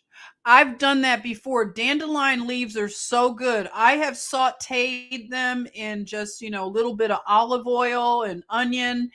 And I've cooked them like spinach, just, lightly sauteed, and they're delicious. Who else has eaten dandelions? You have a stock of teff flower. There you are. Teff is such a blessing, and I'm glad you brought it up, Molly. Thank you. The teff could really be another blessing.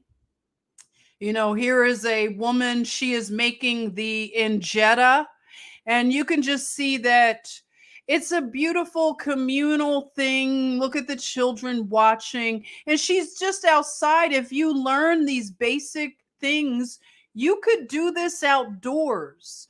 And imagine making some tiff for your, you know, community, just neighbors, and we just do these kind of things and learn how to do them on a regular basis. So this is how the tiff looks. It's kind of like making pancakes. And you know, you have an energy source where how many people were Girl Scouts and Boy Scouts here? Let me know. Were you a Girl Scout, Boy Scout? Did you learn how to make a fire outdoors? Do you know how to do these kind of things? Are you still in touch with those skills? So this is the injera. And I talk about this bread a lot, and I want to share this with anybody. If you want to stock up on something, that I look at this as manna, I call this manna. Injera, for anybody who doesn't know, this is an Ethiopian, this is a, you know, staple. And this bread is like a fermented bread, and it is used to pick up your food. It's a big part of the meal, and it's so delicious. But the thing about this teff flower, this amazing seed that grows in Ethiopia, is that it has protein. You could really, like, this could be right here, like, you know, you could put this away, like, well, it doesn't, like, you know, it's not something where you would have it out too long. I mean, it's not like something you could store for a long time. The flour you can store, but once you make it, you have to eat it within a certain amount of time, because, you know, that's just how it is with bread, right? So what I'm saying is it has a great protein profile. So I would encourage you to look this up if you want to get things that, you know, if you don't want to pile up on certain things and you don't want to spend a lot of money, these are things that you can do that at least you would feel like you're doing something, you know. And that if this was something, if you had to scale down and just like, okay, I'm gonna eat this, and this is going to be something I cut down on the amount of meals I eat, and maybe I'll do this tiff. And if it came down to me eating tiff, hey, you'll do okay, because it's got a lot of protein. Okay, it's got electrolytes. It's got electrolytes. Blue Eye Glances, you are a Girl Scout. Okay, so you have some survival skills there. Very nice. Okay, so I want to talk about this channel right here. I don't want to play, I wish I could play his videos, but I think he's really strict about you playing his videos. Has anybody ever heard of this gentleman named Athos Outdoor Prospector? He's one of these, they call this the Woodcraft. Does anybody know about these? This is a skill that I love. He builds these amazing shelters, and this is bushcraft. Sorry, bushcraft. Anybody know about bushcraft? Do you have skills to build a shelter? If, okay, this is a scenario that's, some people are prepped so well that if they've had to maybe bug out into the wilderness, that they could survive in the wilderness if they had to be out there for a little while. Bushcraft. Yes, bushcraft. So they could take the surroundings and turn it into a, you know, a little encampment, and they could build an amazing structure. And let me see if I could play a little bit of what this looks like for people who this is new for. Wow, we're hanging out another long time. It's okay, right? It's Saturday night. We're hanging out. Okay, so let's see. Crafting. Okay. I want to play a little bit of this crafting.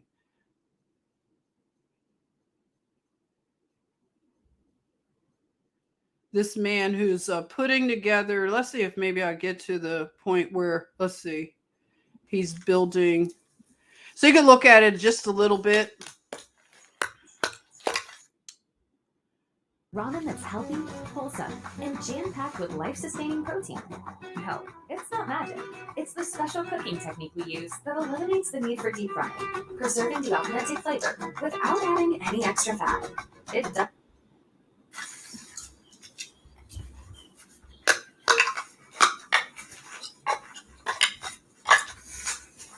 So when I was a little kid, I used to dream of this kind of stuff.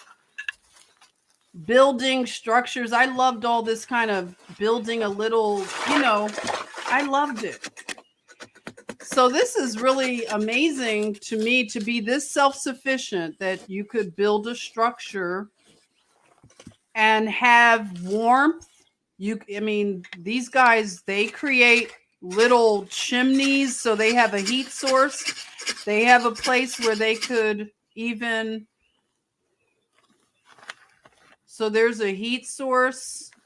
This is amazing stuff. And if you wanted to know the name of the channel, let me tell you the name of the channel. It's called Cyprian Outdoor Adventures for that one. And the other one was Athos Outdoor Prospector. So look at this, It's amazing, isn't it? You love the bushcraft videos? They're very nice and soothing. I like the way the other guy, if I could have played his videos, he did like beautiful, it looks like you're in a fairy garden like forest, the way that he built his bushcraft structures. So I just love this. It's so organic. It's not something that, some people could never imagine doing this, but I just want to say, be open to, if you had to do this for a little bit of time, would you be okay living like this for, say, a month or two? Or would you be okay with living like this a year if it came down to something like this? Is that too depressing to even consider? I mean, just being prepared for different scenarios, just being very, I just think that it's wise to know these skills and be okay. If you had to change this toxic, like trade this toxic civilization and culture in for something like this, would you be okay without all of these conveniences? You could do it, Dave. I feel like I could do it. Hey, Kelly, God bless you. Thank you. We will survive with God, each other. Yes, we will. And, having the right way of looking at things, like, this wouldn't be the worst thing to me. Maybe because I'm a gypsy. I would think this would be a welcome change from this, the way that things are going. Okay. I would welcome a change where we would be humbled. And that's what I mean. I'm just saying what I mean. We would be humbled as a people and go back to being human beings again. If that's what it would take to take this system and change it, not allow for their reset and all the stuff they're planning, but we parallel get away from their system. We don't want any part of it. We're coming out of Babylon and we build a parallel society. So it would be like we're on another dimension from them. Let me see if I can take it further and see how it would look. Let's see. I like to hear the birds and everything. Let's see. So he's putting all the stuff. I like when they put the grass on top, and It's just beautiful. The workmanship is gorgeous. That's right, Kelly. Let's break the matrix and start now. I would be okay. I'm telling you, I'd be okay, you all. Do you have books? Do you have activities that, like, imagine this, like you're by a stream, you meet up with like-minded people, you're by a stream so you could have fresh fish, you have your utensils, you can cook, you're near your food forest. We got Marlin with the eggs, okay? We'll be okay. We got who's doing the cheese and the butter and we got ice cream. We'll have fresh ice cream. We'll do well. We'll be fine. We have a hot spring so we can take nice hot baths. You see the need for a humbling? I think that's the only way we'll humble down as a society, because we're very proud. I don't know what else would do it. That's I was thinking, I said that's the only way I see it happening. The humbling is to take the grid down for a bit. Let's get back to some quiet humanity. We learn. Does anybody know how to find water? How to tap into a well? I mean, these are skills that we need to know. I don't think it matters what kind of stuff we learn in college if we don't know how to do these things. It just doesn't seem to matter if you can't survive and be self-sufficient if need be. I mean, we can make our own blankets. We have fiber. He's making meat, you guys. He doesn't look like he's suffering over here. Act Jolie, you said, if this happens, alpha males are going to come back in style in 24 hours. Yes, they will. Let me tell you, the alpha males will definitely be in style. Absolutely. They're going to be the ones that help everybody with the skills that they know. I mean, look at this. It's amazing, isn't it? So if you want something new to look into, if you want to start watching this kind of content, sorry for the vegans, but I'm just saying, like, it's called, what is it called again? Bushcraft. Look up some of the Bushcraft. It's amazing. Amazing stuff.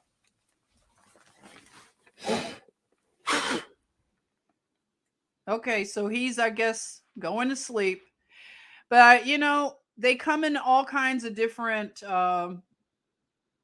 beautiful structures. I really love, I'm going to go back to my slides. Thanks if you're just joining. Appreciate it.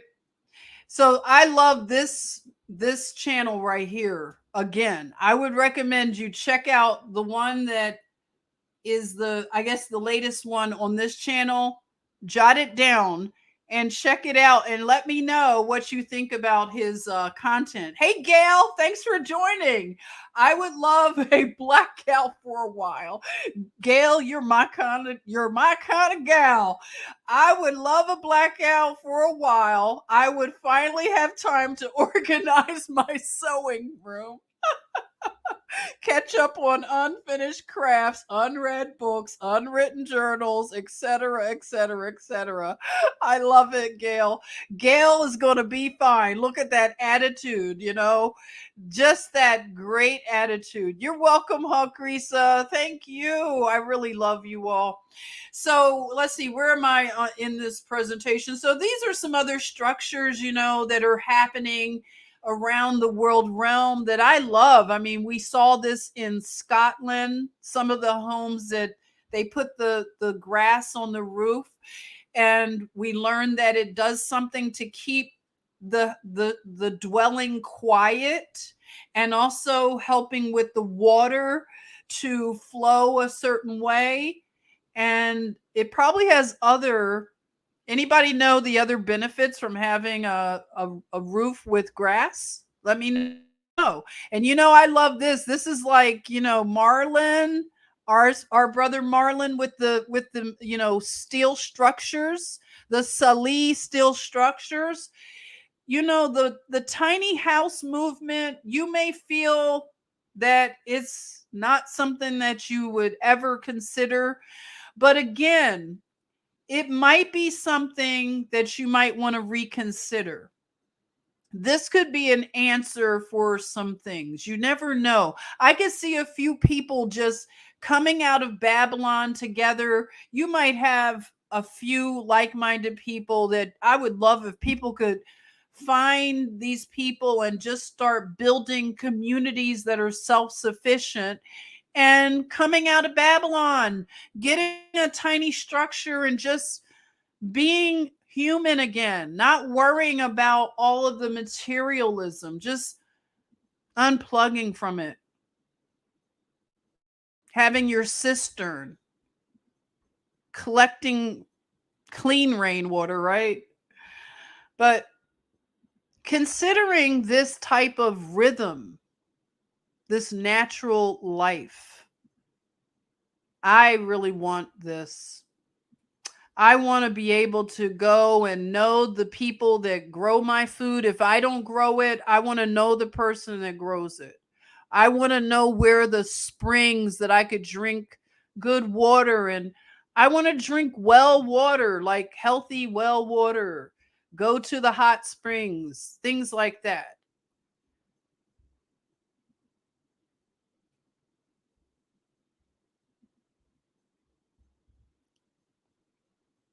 Look at all the rich water sources that we have in this world. It's amazing all around the realm.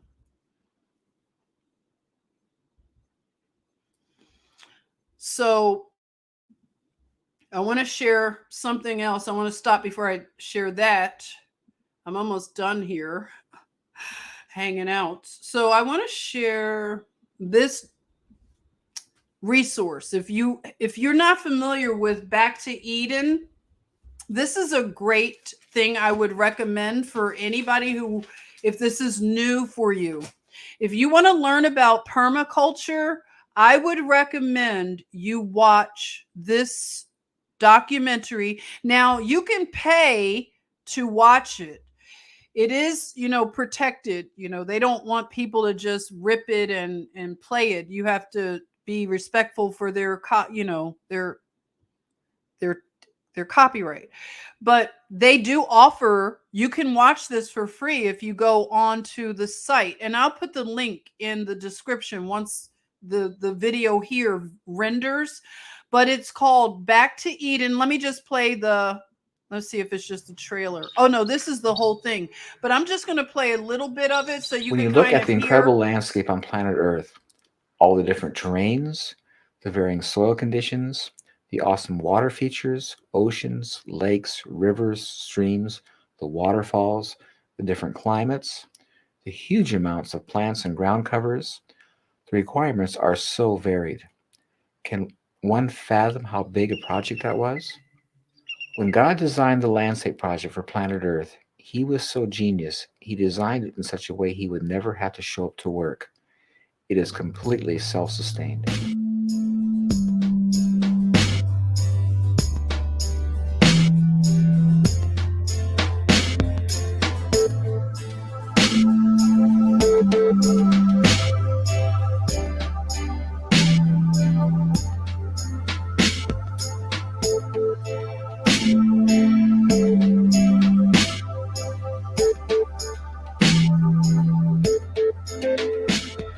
My name is Paul Galchi, and I was raised as a gardener. My parents grew all of our food in Los Angeles as I grew up, and I remember as a 5-year-old kid, my dad on Saturday morning waking us up and saying, "Well, we got to head off into the to the horse stables to get some horse manure today." So we went down to a rental yard and got a trailer and went to the horse stables and loaded up manure and came home and spread it out in the garden and spaded it in. And as kids, we wore shovels out, spading in heavy clay ground, mixing soil and having.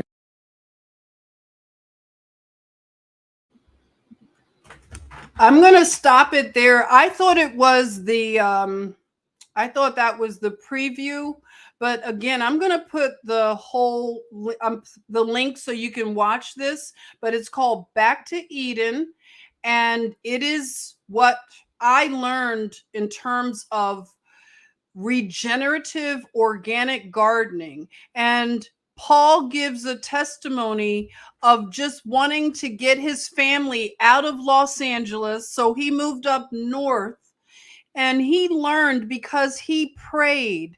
And his heart was just in such a good place. He prayed for wisdom of how to learn the soil. Now, if you want to talk about rating yourself as a man, this is what we should want as a standard, to be just men and women, to know these things and to seek knowledge, to ask Jah to teach us, because that's what happened. Paul went to Jah in prayer for wisdom. And you know what Jah showed him is that you don't have to do a lot of work. Allow Jah to do the work.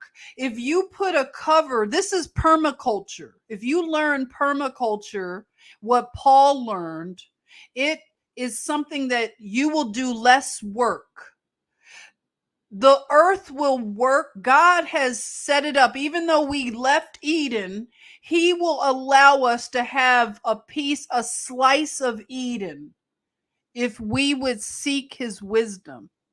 And that's what he did. He blessed Paul, this man.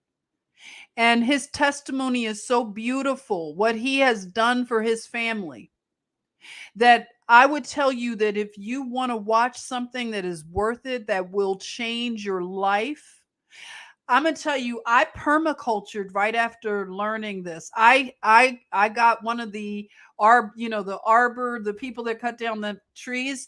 I had them dump a whole truckload of chips. So I've permacultured like a few years ago.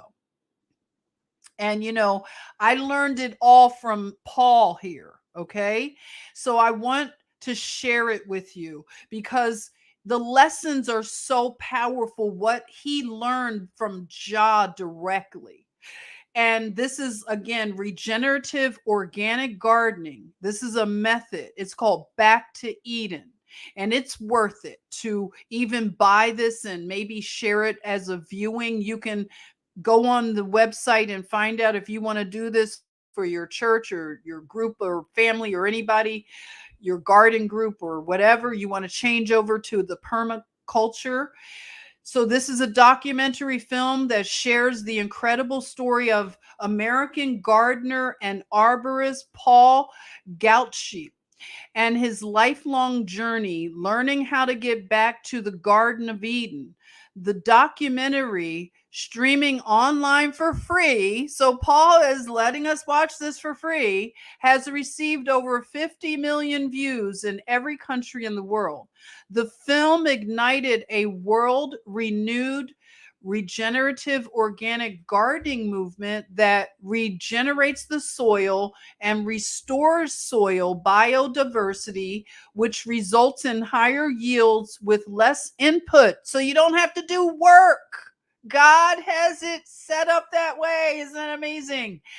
All while sequestering carbon. Back to Eden gardening is a regenerative organic gardening method that practices no-till and organic growing principles. The permaculture technique is simple. Cover the soil. See, we've learned to uncover the soil to take the top layer off. No, don't do that. Cover it. Allow it to be covered so it can have that richness. And organic growing principles. The permaculture technique, like I said, is simple. Cover the soil. Growing food and plants with industrial techniques has devastated our climate and planet. That's why we're empowering gardeners to practice regenerative organic gardening principles. These principles or these practices reduce greenhouse gas emissions and could help trap more carbon than conventional gardening and agriculture. So I know that a lot of times we don't like to hear about the climate change, but this is the one thing that we can find common ground with the people who are alarmists. He's not an alarmist, but even the ones that are alarmists, we can have some compromise when it comes to this kind of thing. This is good for the soil.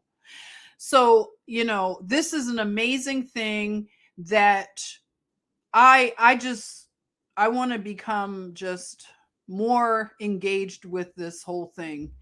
So that's one of the things another thing I want to talk about. Now, another thing here is that you may want to cultivate fiber. I went to a sheep and wool festival in upstate New York a few years ago, and I met a woman who she raises this amazing animal called a Paco vicuña. Do you know about Paco vicuñas? They are just the most beautiful creatures. They are like an alpaca, like a llama, but they have a fiber that is so fine that it's actually more fine than cashmere. And she is an ambassador that wants more people to raise these amazing animals and bring more of them here to North America because they come from South America. So the fiber is so beautiful. You don't need to dye it because the natural colors are beautiful enough.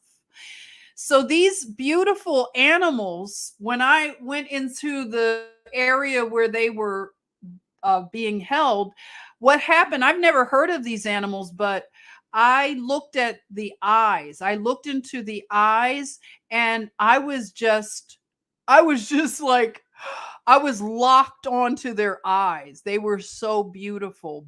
Big brown eyes, and the lashes. Now, those are some beautiful lashes, okay? And just so sweet. And they make this really sweet little cooing noise that it's like otherworldly. It's like a cat purring, but it's another kind of like coo. And they are known for doing the little coo. So they're just a sweet animal. So this is some of the fiber. Let me see if I can put a bigger picture of me so you can see. This is, if you wanted to kind of see what the Paco vicuña looks like, this is some of the fiber. So, there is a place for even fiber productions, small batch. So this is a color that you can see. It kind of looks like me a little bit, right? It's my brown. It's so this is amazing, okay? So that's something that is another thing. Making soap, like I said, making candles, going back to making everything, having cottage industry. So I wanted to share that this could be a way to end this gender war, because can you see this? This would be a great dating app. Why don't we get somebody who knows?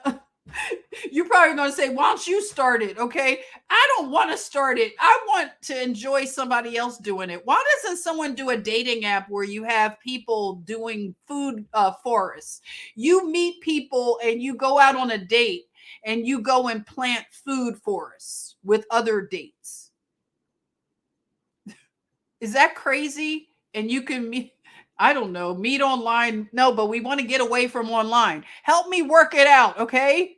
But this is what I think would solve the gender. Do you think this is a crazy cuckoo idea, or can you see it where people would just stop all this? You don't need surgery. You don't need to rejuvenate your vajayjay. Do you know that Jada Pinkett did that allegedly? She had surgery to rejuvenate her lady bits. Did you know that women are doing that? That's crazy. And supposedly, allegedly, when she got surgery to rejuvenate her lady bits, She said that she got one she said it's like having a 16-year-old's. That is very problematic. If that is true that she said that, that's really problematic. Now, if this is where women are going in terms of this is how you want to age as a woman, you want to worry about your body that much that you would go under a surgeon's knife to rejuvenate something, like that's really, like that's crazy. We got to get out of Babylon. We have to, this is not healthy. This is not sustainable. We have to be okay with aging. What is wrong with aging? It's crazy. I'm so over this culture. Like I told John, my friend John, I do his podcast on Monday. I think who's here? Well, Karen joins us, and isn't Miss Davis here? Well, I just said the other day that I would go to Iceland at this time. I really would. If I could go to Iceland right now and have like a little igloo, I would go to Iceland if my mom would come too. My daughter, I would want a few people to come with me. You guys too. Come to Iceland. Let's go to Iceland. Let's have igloos and hang out there until it cools off, till the block is not hot anymore. But I'm just saying, like, I would totally do that. You could eat salmon, have salmon and just be on a salmon diet. I could do that. I would do that. I would just dip out of here. I am over this civilization, this culture. But I'm here. I will continue to have these conversations with you. And I want you to just let me know. Am I all base? Can you see it? Do you think this would be a way to who is Sneaky Pete? Hi, Sneaky Pete. Are sheep misogynists? I don't know, Sneaky Pete. Can someone answer, are sheep misogynists? I love it. Abby says, my dad met his last wife because of their common interest in organic farming. She had gone to a seminar he put on, and he had no shortage before that on the health food scene. I love it. Very nice. So you've seen a connection happen. I love it. Molly, you're welcome. Thank you for hanging out tonight on a Saturday night. Mango seed pulp regenerates the lady parts. So she could have just done that, Empress. That's all Jada had to do, was just have some mango seed pulp. Oh my gosh. Well, I appreciate it. I think I had some notes on let's see. I talked about Back to Eden. Let's see. Food forest, building shelters, having a fiber farm, food security, high value humans. If you want to be a high value human, I feel that you should know these skills. We should be striving to have a good relationship to the soil as well as to Jah, of course, because like I said, this gender war, I'm looking at my little board here. Okay, this gender war is a daddy issue thing. I feel that it's about daddy issues, that we are all wounded, different daddy issues, right? Mommy issues too, but daddy issues are really, I think that they cut really deep, right? So I said the gender war will end when both sides repatriate. I keep saying repatriate. Let me put that in the chatmosphere. I want to put it in for anybody new to read, just to consider what your sister is saying. I see this as the answer to repatriate. I call it repatriation back to Jah. So if the genders repatriate back to Jah, to our Abba Father, and we grow our food together, and if somebody wants to call older women over 35 leftovers, okay, that comes from the Chinese, the CCP.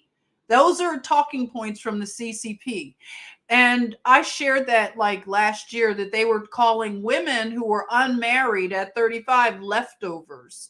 Imagine that. Imagine though that how ironic to call a woman a leftover.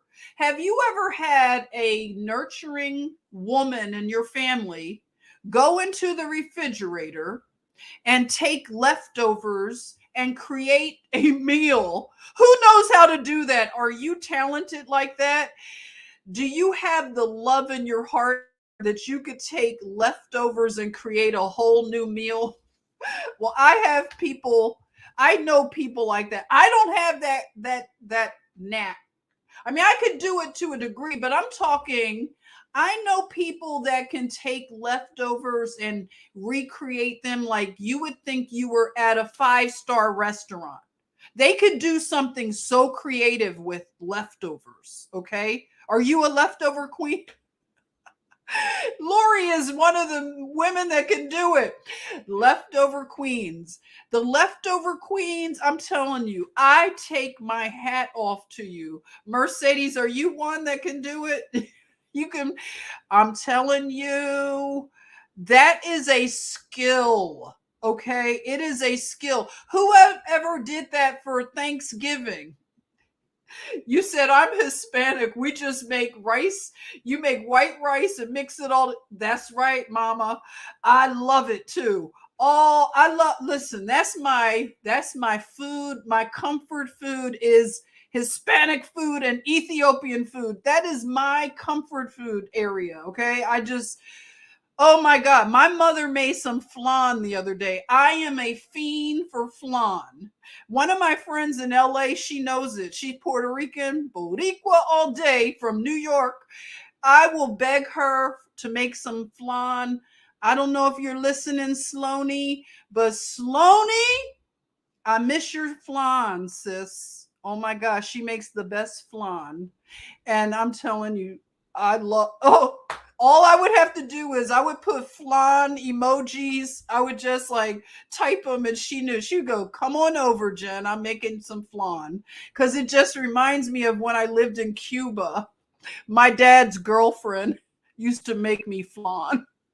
But I love flan. Let me tell you a quick story. Okay. I haven't told you any of my crazy stories. Hang out a little longer with me. Who cares? Right? We're just hanging out. This would be like you just hanging out with me. We're not looking at the time, right? So anyway, let me tell you a flan story. You like flan, Nancy? Yum, yum. So when I would go to the supermarket with my daughter and I would go hungry, I know that it's not a good idea to go to the supermarket when you're hungry, but sometimes I would do it and I would end up buying flan. It was just something crazy. I would pick up all these different flans and things, and my daughter would know that I was in a crazy, like, because sometimes I would get into a crazy shopping thing where I'm buying crazy things, and she was always like the voice of reason. And she would say, Mom, are you hungry? I'm like, yeah, why? She's like, because you put flan. You put a lot of flan in the cart. I know you're hungry. And I'm like, I'm not hungry. It's just normal for me to have flan. But she just knew, like, uh-oh, she's about to go into one of her crazy shopping fits. But yes, I love flan. And we can make flan out in the wilderness, okay? Yes, so let's see, let me make sure I got all my notes, okay, so if we grow together, we grow our food, we grow our hearts, and we knit our hearts together as a human family. Victory gardens, that is healthy competition. How about we compete on gardens? How big is your garden? Not how big is your bank account, how big is your garden? Okay. How many different foods do you grow? There you are. And then wells and springs. We want to always find the water source, right? So empanadas. Oh my gosh, you guys are making me really hungry. I love empanadas. Yum. I want to make some now. I love it. Adam said, I grow flowers. Good. You can grow flowers. We'll put it on the table when you come to the table, Adam. And I've made you an omelet and I've foraged some mushrooms, not the kind that make you think that you're on another dimension, but just mushrooms like normal. And I put them in your omelet after I get some eggs from who we're getting our eggs from again? Who's got the eggs? I know that. Wait, Marlon has eggs. Do we have many? We need more people with eggs. Okay. So let me show you something also. I have to find it. Hold it. Okay. I want to show you something that is so cute. Marlon, I wish you had your pictures of your coops, but I'm going to show you guys just one more thing before I get out of here. It's the cutest coops for your chickens. I want to keep chickens. I don't do it now. I want to do it all. Of course, a gypsy like me, I want to keep chickens and ducks, and then I want to have bees. I want to keep bees so badly. I just love the whole concept. Okay, so okay, let me go on to this.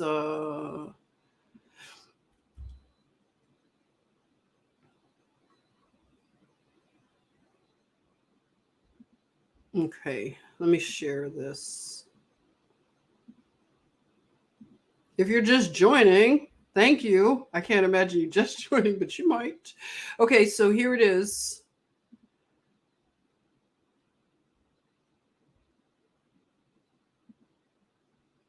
We make it bigger.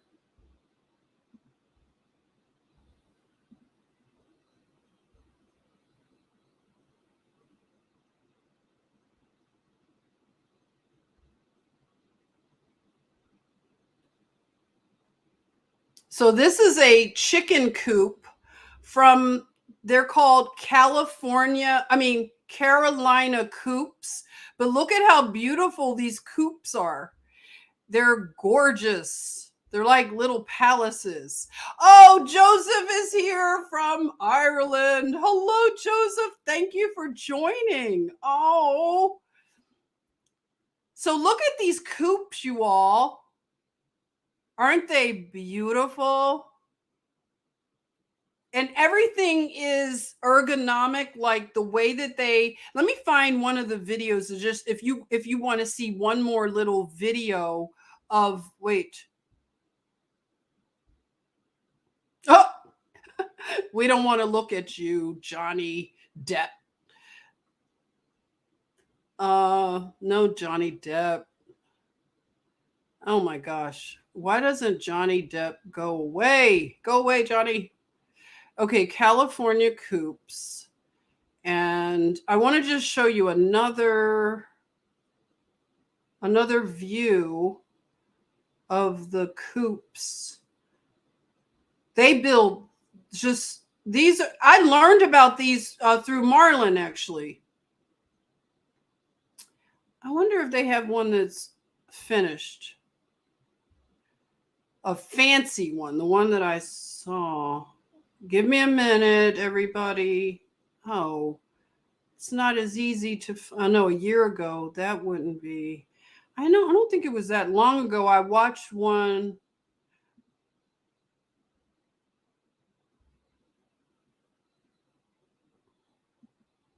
Let's see.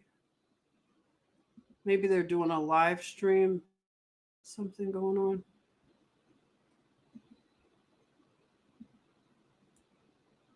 I don't see what I wanted to show you, but trust that this is a great, really wonderful coop. But There, oh, you said they're about 4,000 to 6,000 for those coupes. Oh my gosh. I didn't know how much they were, but the ones that Marlon does he does good ones, but you don't have to spend that much because you can do it for, I mean, very cheaply, and it could be done with quality if you do it a certain way. But some people go really out there. I just wanted to show you that some are just really amazing and beautiful. So back to this. I'll put links if you want to look at the Carolina coupes just for ideas. I mean, you might want to make one yourself and just get an idea from them. So it's up to you. But I think, oh, Liz has a birthday. Liz, where are you? Happy birthday, Liz. Where's Liz? Happy birthday, Liz. Let me find her. Liz, she said it's my 66th birthday today. You don't feel old. Oh, happy birthday, Liz. Blessings to you. Thank you for joining on your birthday on a Saturday night. Well, that's what I wanted to share. I spent a lot of time on this, but I had fun. I love hanging with you. Happy birthday, Liz. You're getting some birthday love. Ernestina's here. Thank you, Ernestina. So, yeah, Penny Lane, you just look around for leftover material from job sites. That's right. That's a good point. So you don't have to go really elaborate, but you might want to look at the elaborate ones just for ideas, and then they have a lot of people that do them. They just find whatever, nothing fancy.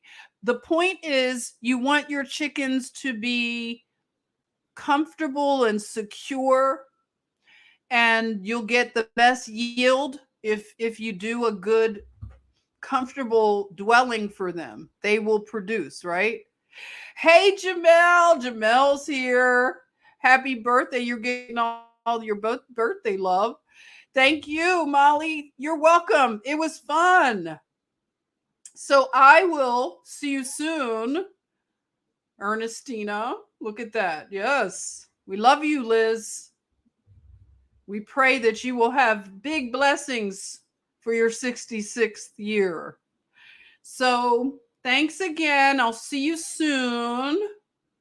I thought Girl Code, has anybody seen her pop in? She's probably really busy, but she said she was going to pop in. We're going to do another live stream. We enjoyed that live stream so much. It was amazing. So we loved it. So again, I will see you. I don't know what day. I wanted to do this content on. I want to continue some of the stuff me and Girl Code were talking about. But I may do that or another live soon. But I'll keep you posted either way. So thanks again. And good night. Yes, it's still good night. All right. Take care.